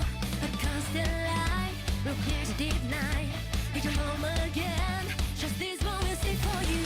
The voice of empathy space down, a soft sound to reach you there. No doubt too deep, the faith that I keep. I'm waiting here for you, return one day.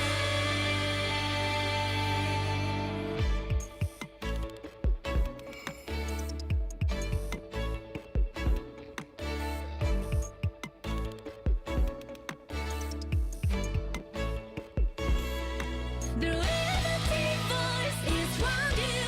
A star so faint to cold dark night. Hope shine steadfast, a beacon true to come over until the end of tunnel. This melody will embrace you. I'm waiting here, waiting for you.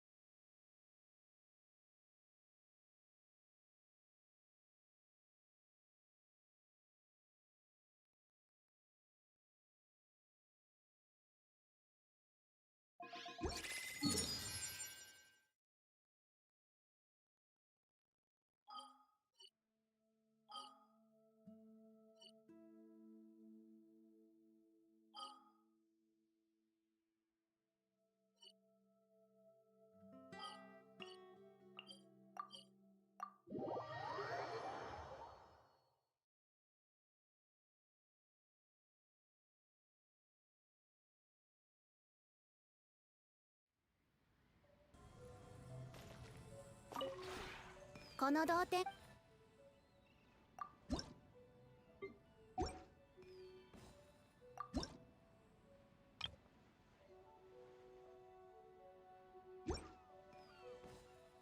同点にこの同点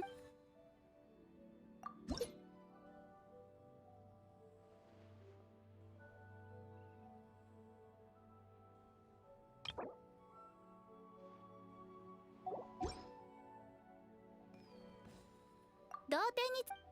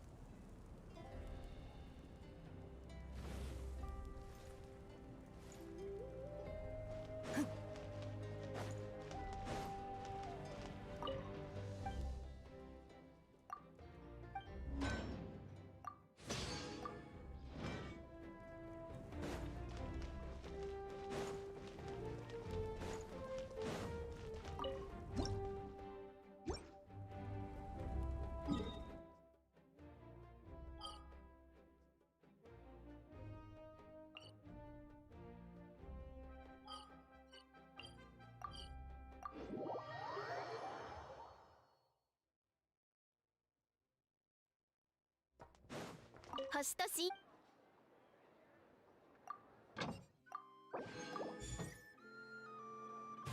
Easiest abyss of all time, really? I haven't seen it yet.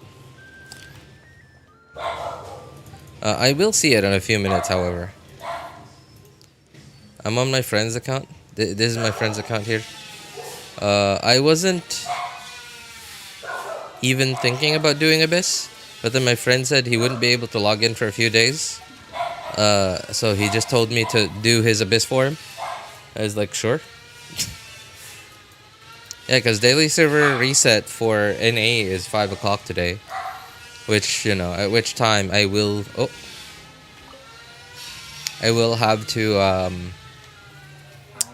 get ready for work. So I won't be able to do Abyss on my own accounts today. せっかく来たんだしもうちょっと遊びたい旅人ちょうどよかった早く But since this account, my friend's account, is on the EU server, するつもりだった today's server reset already happened. いっぱいオイルをつ Kinda curious now. Wait, really? It's the easiest Abyss? I wonder how. I wonder why though. I wonder why that would be, because like it's Nahida, 帰って潤滑剤を調合しなきゃ right? It's Nahida and Lauma. So I wonder why it would be easy. このオイルは1台いくね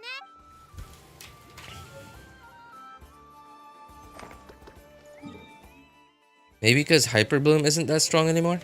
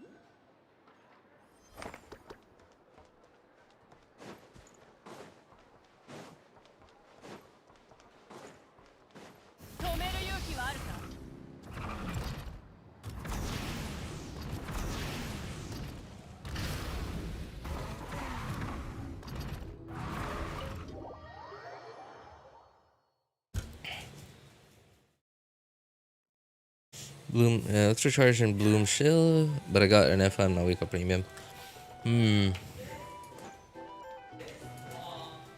I guess maybe they gave us an easy Abyss to account for 依頼内容は以上だよ。どう？お兄さんあたいは別にいいけどさナドくらいで誰かを逮捕し昔読んだ小説にこんな一文が sorry, to account for Hyper Bloom. And while 僕の名前には鹿が入ってる。僕が今 Lauma does improve Hyper Bloom because she improves Bloom in general, I guess maybe she doesn't improve it enough to like top tier levels of endgame. そうだよ。その様子を見るにどうや Weird with Ayato. Okay. オタクはいいネフェル姉さんけど以前のシーフク団はとっくに解散してる今へえ、別に花悪党どもが盗賊団の死んだやつもいるしまた家が火事僕がねとにかくヤホダさんの情報は奴らが世界中のその Hyper Bloom isn't good. I mean, it's okay. It's good enough that despite Hyper Bloom being from 3.0, 居場所の調査は it can still clear endgame.「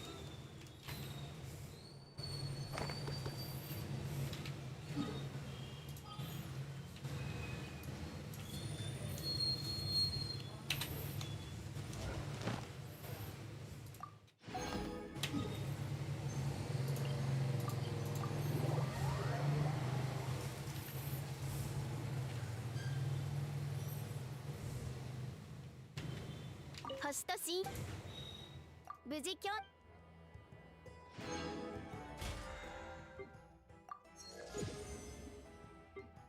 Oh. I wonder which one my friend would want.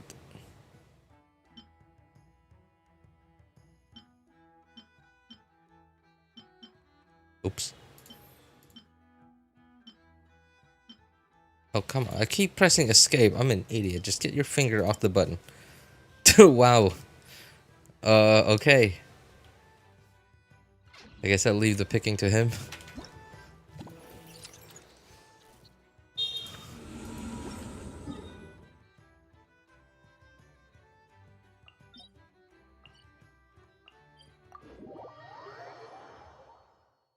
A good healer. Okay, now I'm real curious as to what Abyss looks like.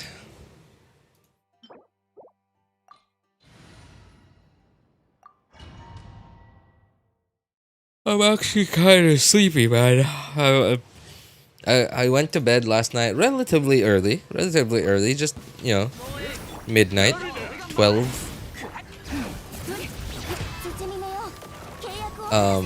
Which is actually somewhat early for me. But I woke up at 5 this morning. I woke up, went to pee. I couldn't go back to sleep anymore.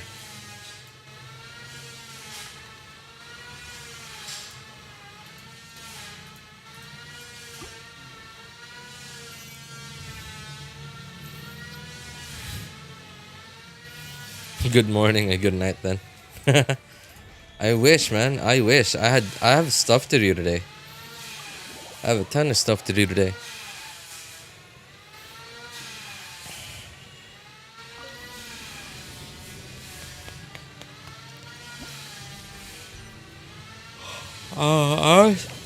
I was honestly hoping that I could stream until like 2 o'clock today. But I mean, well, I don't know. Maybe, because like I'm probably gonna do Imaginarium Theater. Just one run of Imaginarium Theater on my friend's account here.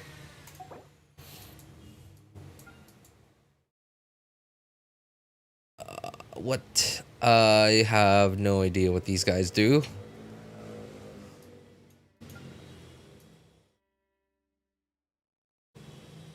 Oprichniki. Dude, that is by far the most Russian name I've seen in the entire game so far. Oprichniki support trooper. Oprichniki support trooper reporting for duty.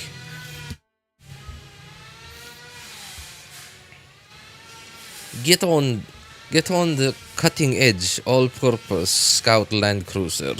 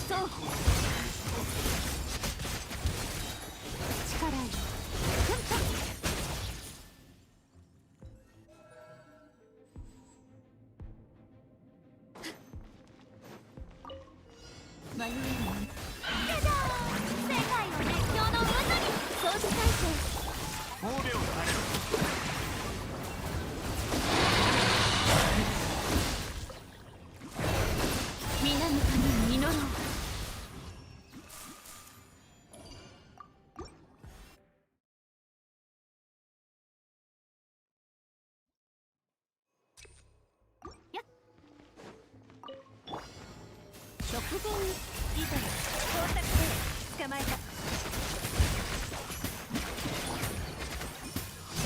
律令に従え。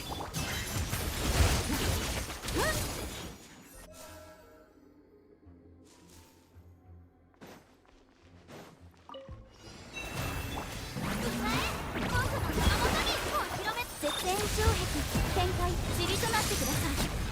よっ、皆に祝福あれ。輪廻とわの安寧を。静粛に。私は帰ってきた。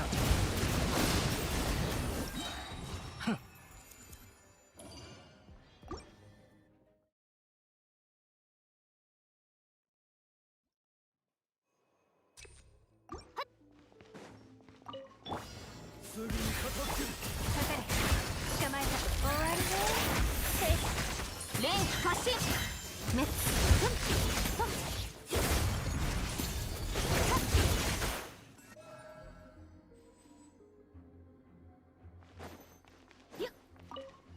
行け。世界の熱狂の渦に遠くを掃除体制ロックオン全滅モード。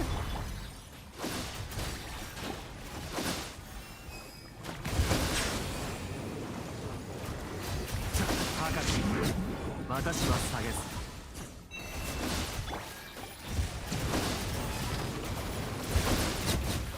騒ぐな。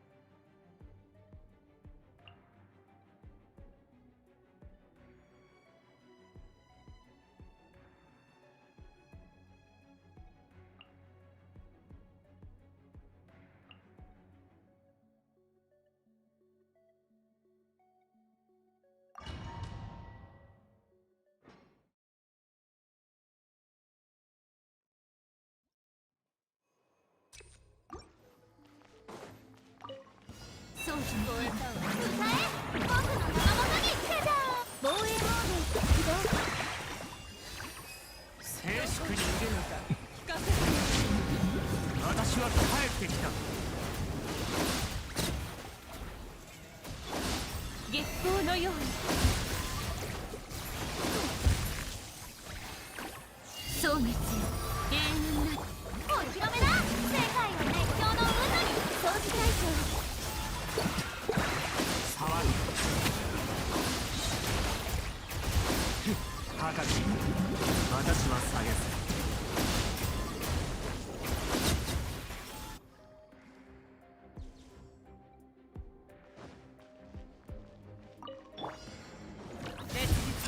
全力攻撃だ。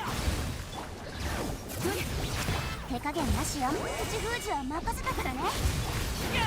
太陽の炎。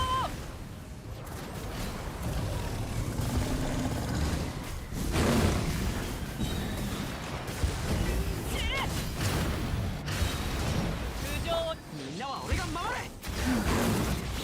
絶妙よ契約を果たせ。悪夢敵に葬られよ。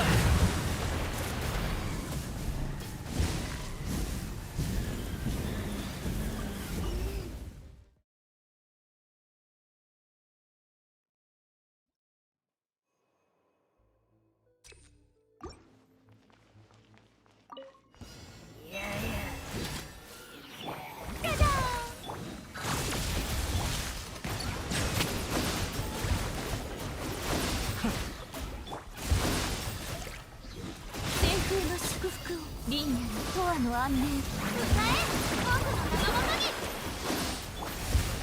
塵となってください。防衛モード神戸を垂れろ。私は帰ってきた。月光のように皆のために祈ろう。光り輝くがいい。遠くを加速します。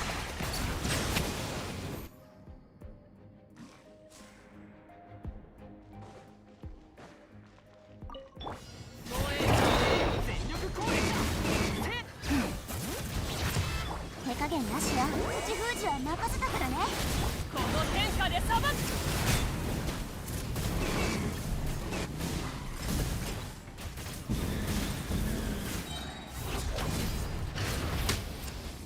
みんながそばにいてくれる。ここまで一緒に踊りましょう。あなた様のために生贄を用意した。パパそうよ。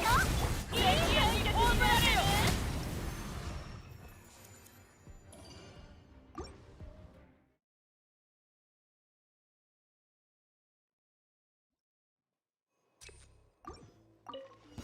また時間なんだね。お披露目だ。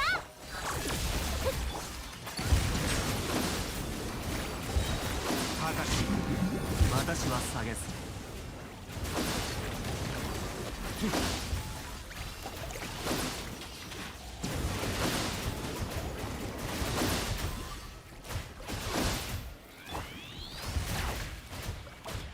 皆に祝福ある。リンヤの永遠の安寧を。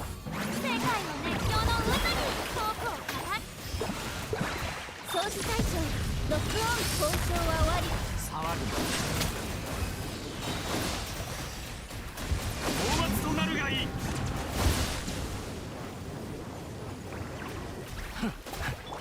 清風の祝福。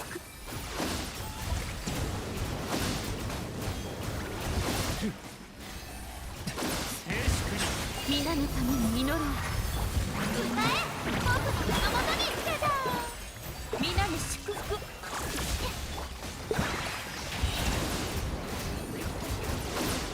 騒ぐ。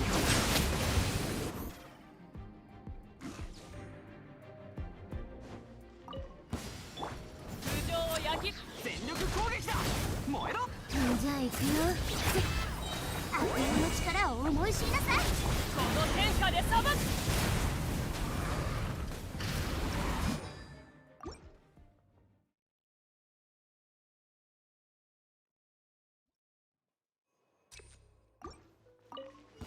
また時間なんだね。お披露目だ。防衛モード。静粛に。海。私は帰ってきた。月光のように。殲滅モード。絶縁衝撃。世界の熱狂の渦に。そうなって永遠だ。騒ぐ。大松となるがいい。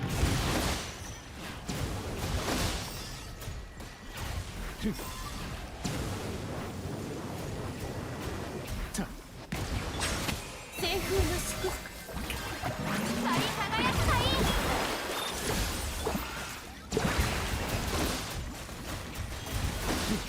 リンヤの永遠の安寧を。静粛に。私は帰ってきた。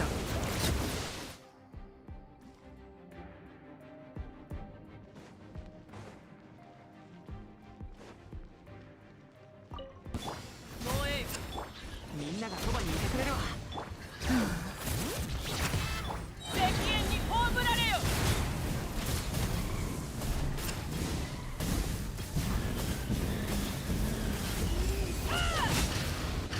アクセルセ。はい。全力攻撃。じゃあ行くよ。さあ働きなさい。ストラリー、リッツパパ。太陽の炎を。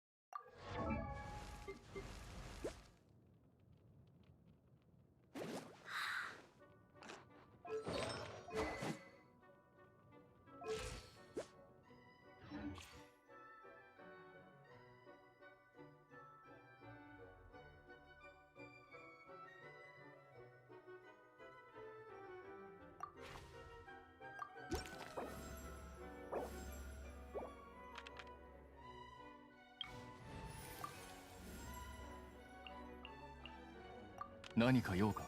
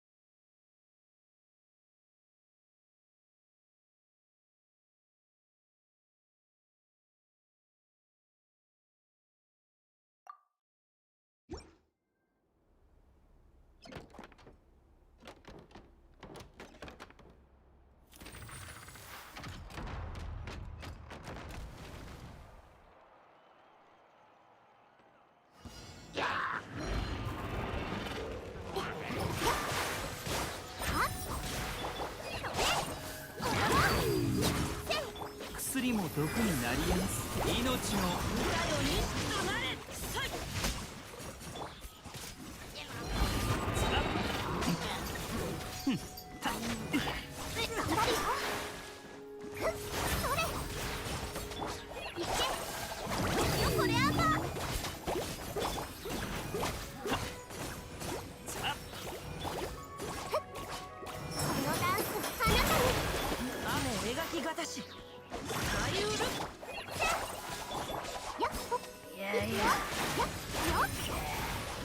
治療しないとな。さあ、婦人寛大です。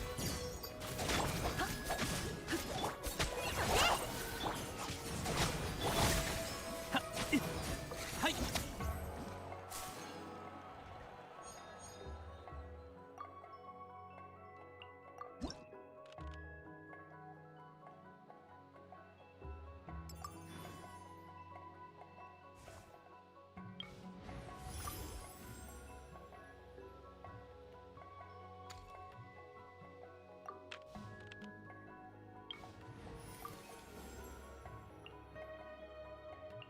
何か手を焼くことでもあったと見える。やっぱり僕から離れられないんだね。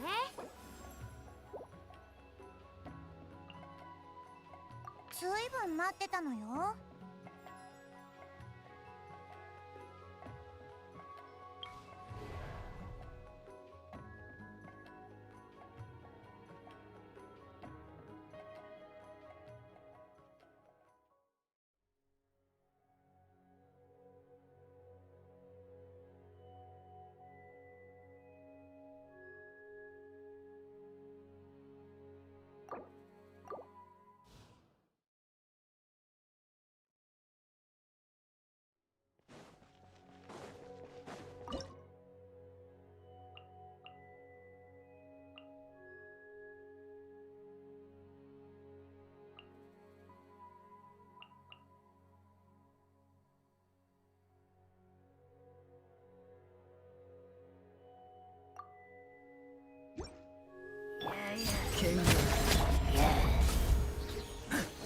俺が守るよ。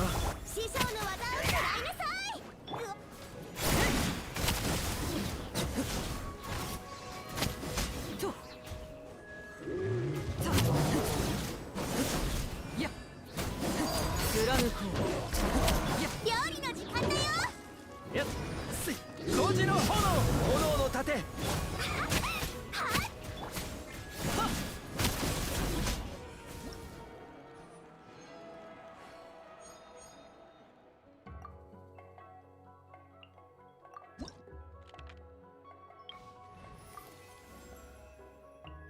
いつでも準備はできている。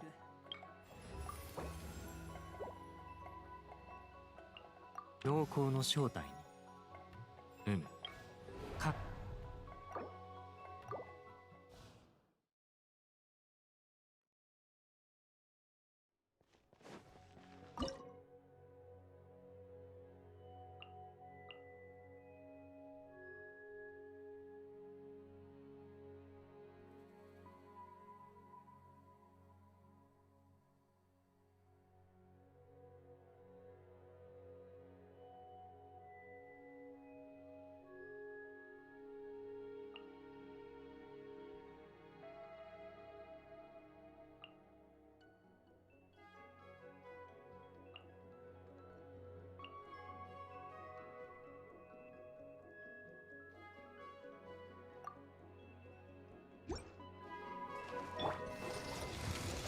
騒ぐ静粛僕の生元にトークを手をつなぎましょう。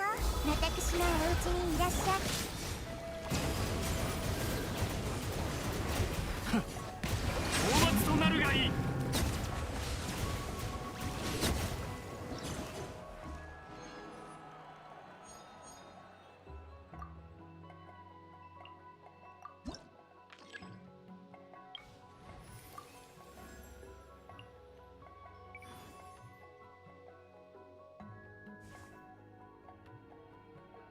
何を掃除いたしましょう。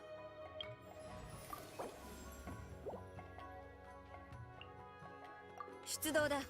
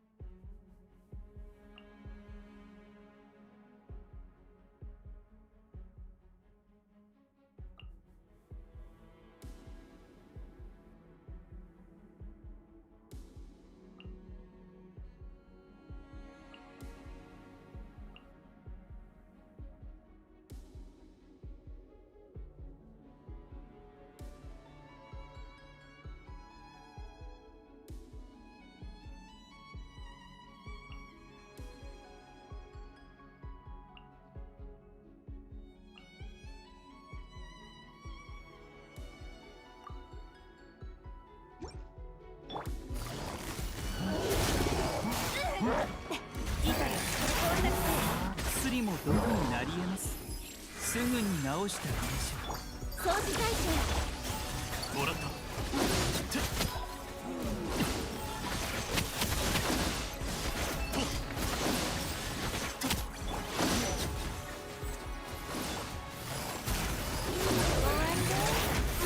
防衛モード起動。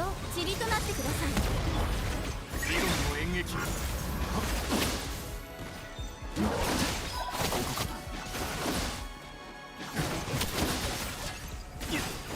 治療しないとな。さあ、婦人痛がってね。叩きついたよ。光沢性。掃除対象。強戦。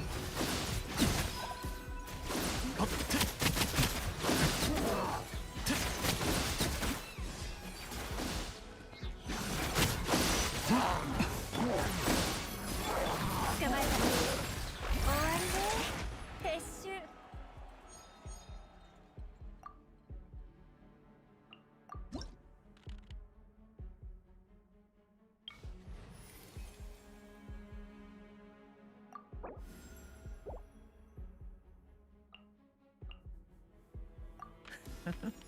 ほんの余興です。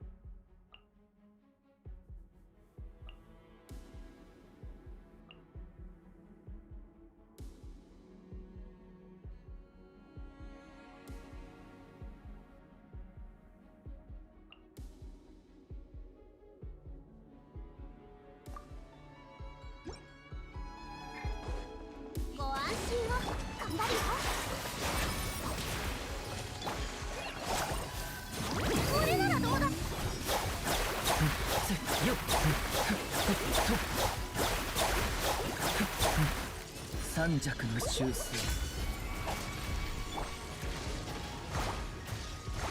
ソーランド行こう。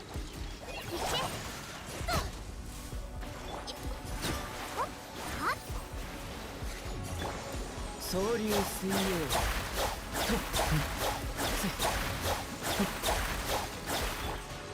深海のカゴ。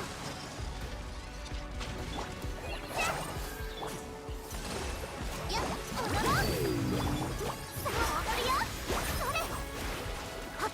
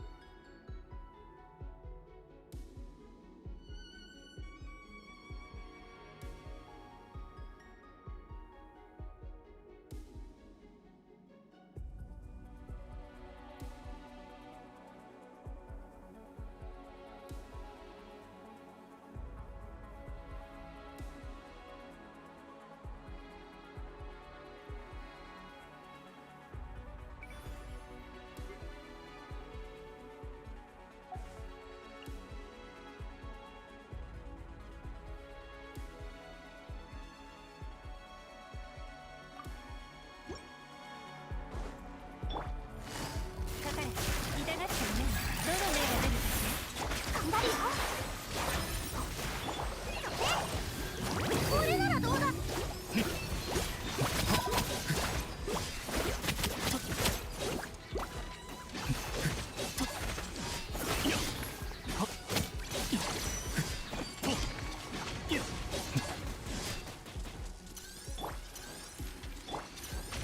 捕まえた。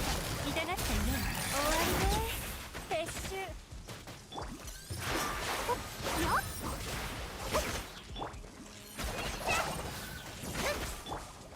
もらった。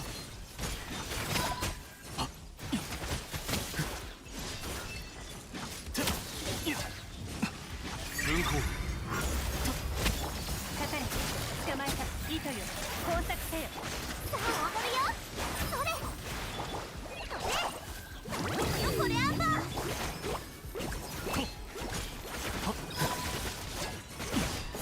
手間がかかる。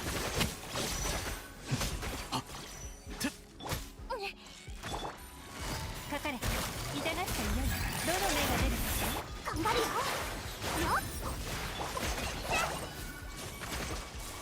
さあせい。せっ。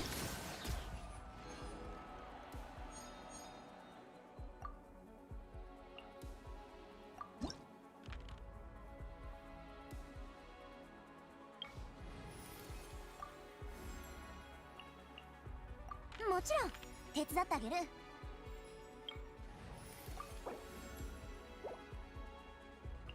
光がなくとも聖者は正しき道を行く。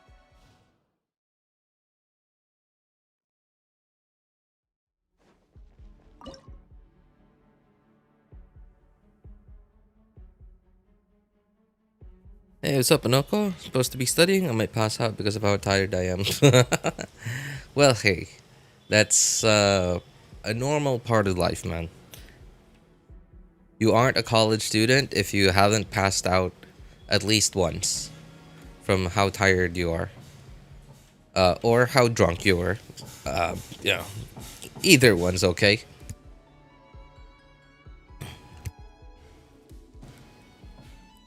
Oh, I forgot. There's no Zelona in here.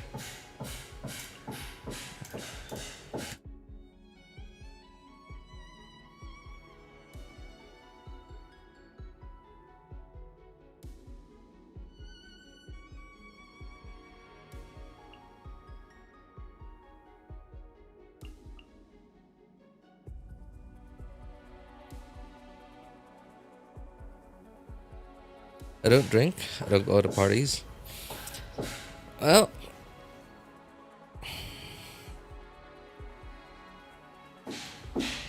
as long as you passed out,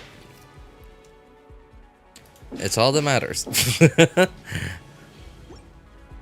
I'm kidding, by the way. Oh my god, that was an awful choice. 別日よみんながそばにいてくれるわ悪用の力を思い知りなさい絶に寝よう契約を果たせアクセル全開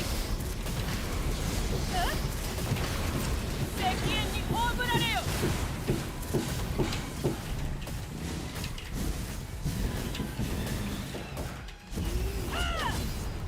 もうええ全力攻撃手加減なしよストラリーいつパパそうよ運命つい太陽の炎を What?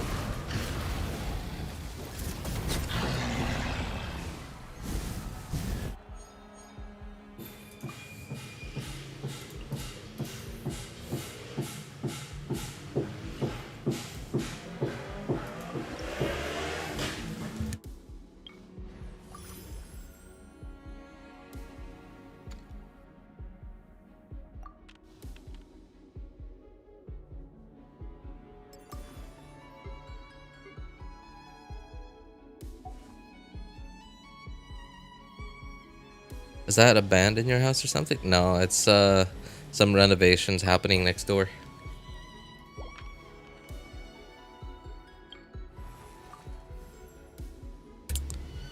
Off-field hydro or off-field pyro?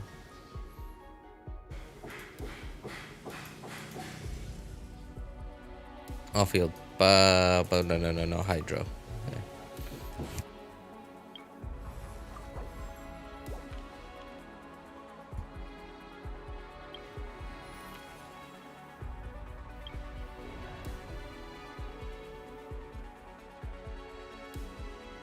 I believe I don't have a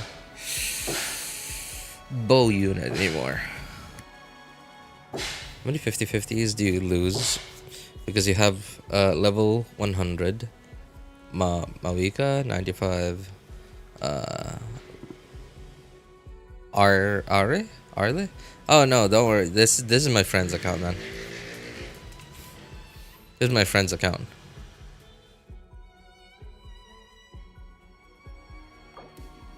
This is the whale friend.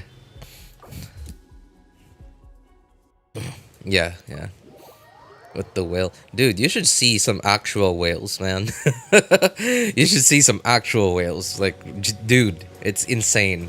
Like, some giga whales.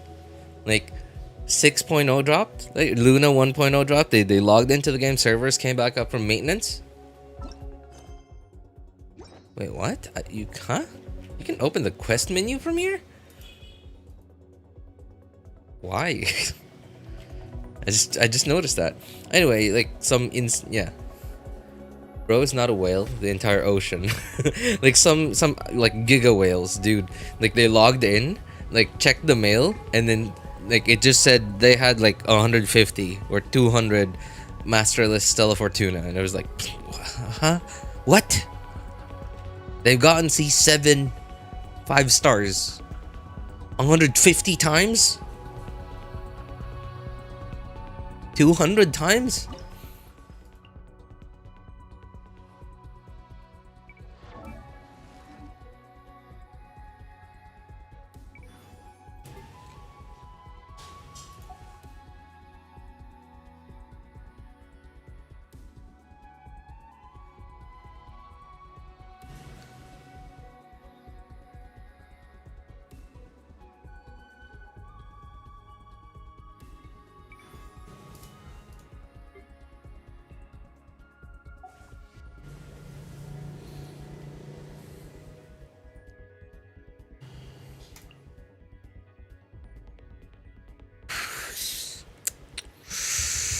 I actually have no idea what I want to do here.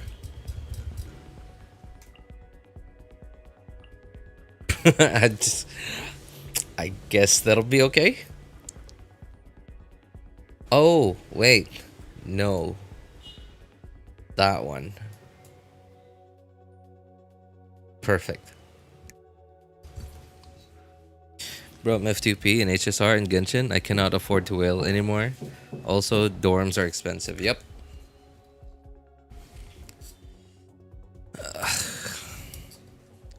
You know, it's astounding to me that here in the Philippines, college students never ever have to ever think about dorms are expensive. I've never heard of a college student ever even think about it. Like, right? I've never heard them talk about it. Like, wow, this dorm's too expensive. Like, no. It's wow. But in like basically everywhere else, I hear college students talk about dorms are expensive.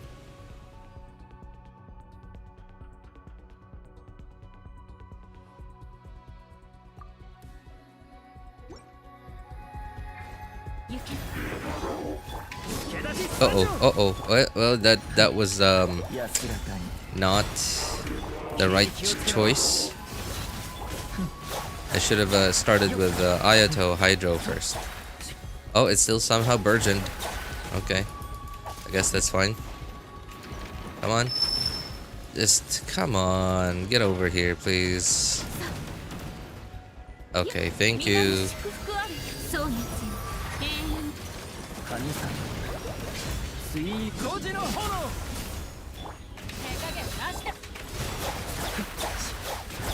っとよっ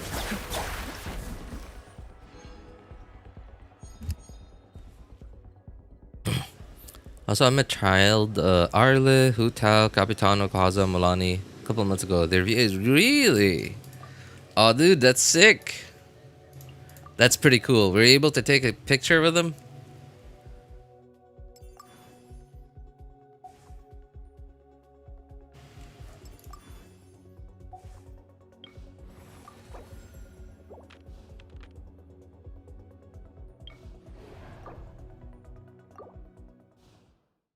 Yeah, hey, nice. Wow, dude. That's pretty sick. They signed my art. And I got a picture. Pic, but signature was $20 to $50. Like, what? Huh? Wait, what? You have to pay for a signature? What? Oh, okay. Was it some kind of booth or something? Like, what? Yeah, was it a booth? So it wasn't like it was a booth, right? Like it wasn't like they were just walking around in a convention or something. Okay, all right, makes sense. Okay, makes sense. But dude, I mean, hey, you got a picture. That's something.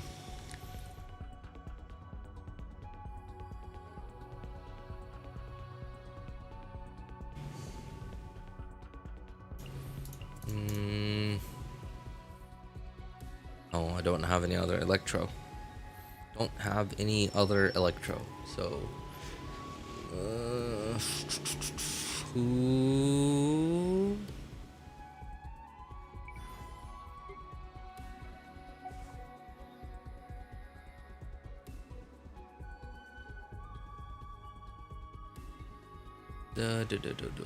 Who will it be?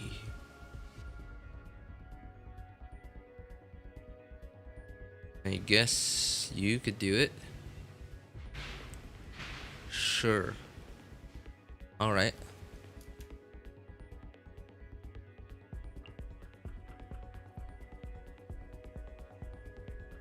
My friend met Farina, Raiden, and Yai and Nivela. Hey, that's dude.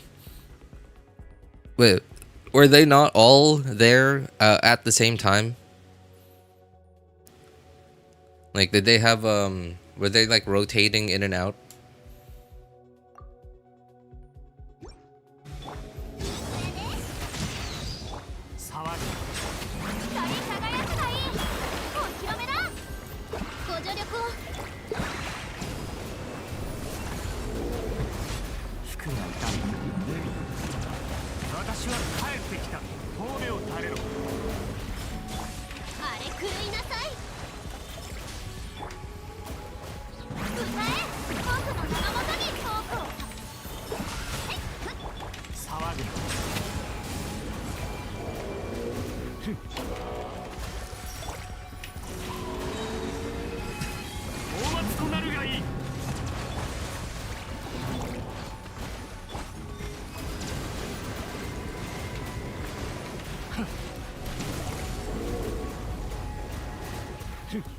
世界を熱狂の渦に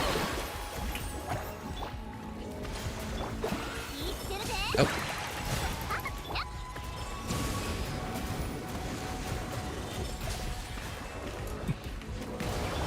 海のちぎりよ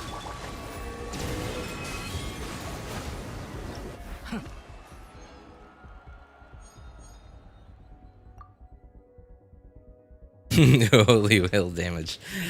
Yeah, it is definitely whale damage. Yep. Vape. Oh.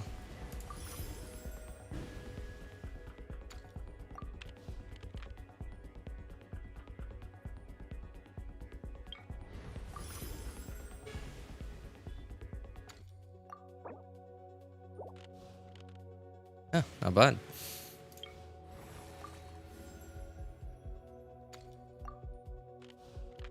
Oh, I should have picked pyro off field damage there for the lava dragon.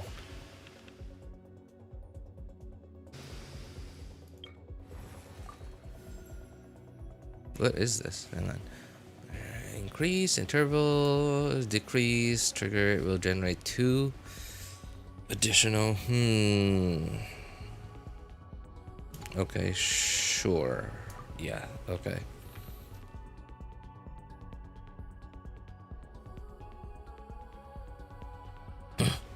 Went to a different con at different times. Oh, I see. Made them bookmarks. I don't know. I was bored and I wanted to make stuff. Okay. But the VAs that you met, you gave them bookmarks. My older sister catches me not studying. I'm cooked. My older sister and I go to the same school. Hey, I need to catch up on Genshin if my weekend is free. Catch up on Genshin. Wait, have you absolutely not logged into Genshin at all?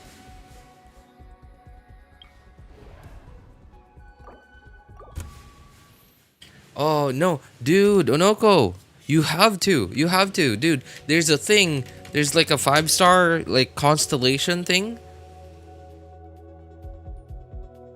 And my sister caught me. Okay, well, just tell her it's, you know, like you were asking somebody a question.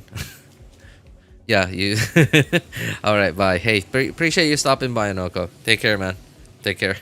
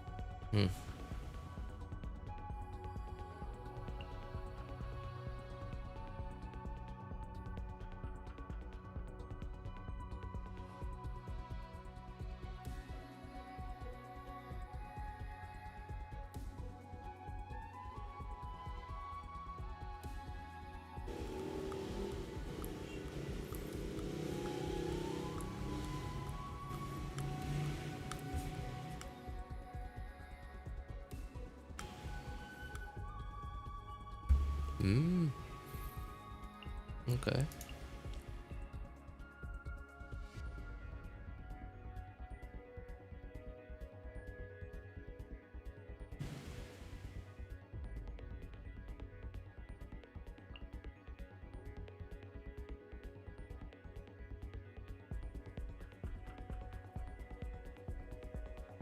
I'm cooked. I have to leave. Bye. Good night. All right. Thanks, man. Take care. Take care.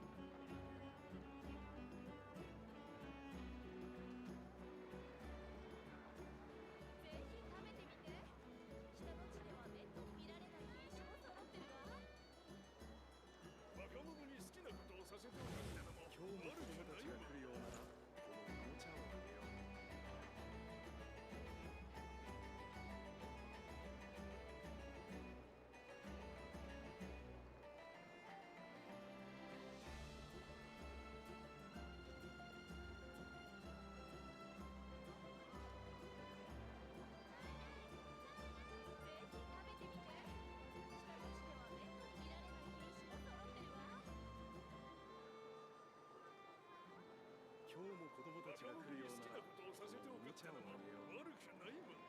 ぜひ食べてみて。北の地ではめったに見られない品種も揃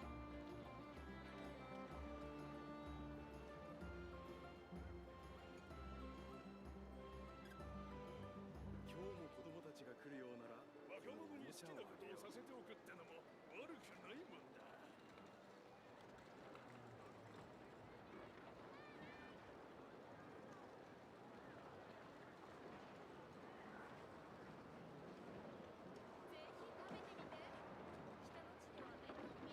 ひ食べてみて。北の地ではめったに見られない品種も揃ってる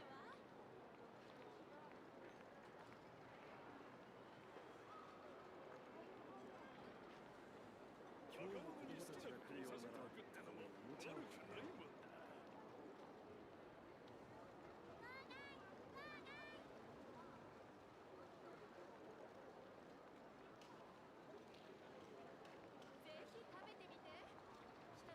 げよう。ぜひ食べてみて。北の地ではめったに見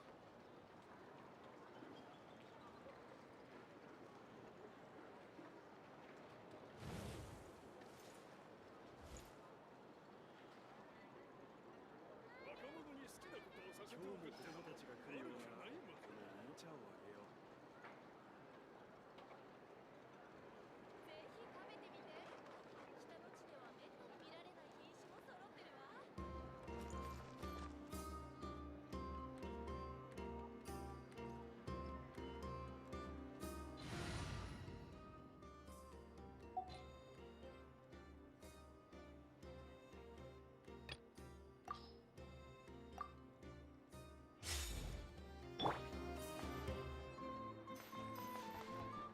今日も子供たちが来るようならこのおもちゃをあげよう。若者に好きなことをさせておくってのも悪くないもんだ。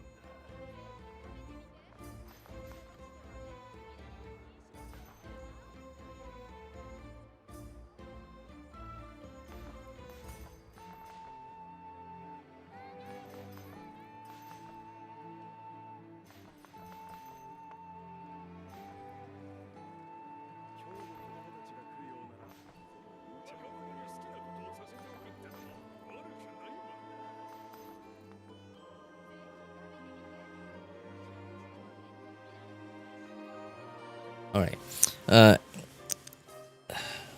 That's gonna be it for me for today, guys. If there are any people lurking in chat, say your piece now. I'm heading out. I'm gonna take a nap because like I gotta start doing stuff by 3 o'clock. And yeah, I was really hoping to stream for another hour at least. Anyway, I'm real sleepy. So anyway, yeah, so for those of you who need help building your characters' accounts or making a decision which banners to pull for, feel free to join our Discord server. Links are in the description of all my videos, as well as in streams, and in the pinned message in YouTube chat. If you want my personal opinion, you can ping me over there. My name is Elsa Einstein. Of course, you can ask for other people's opinions too. Thank you guys so much for coming by, hanging out, and being awesome people. Have a good day, good afternoon, good evening, and take care, everybody. Bye, guys.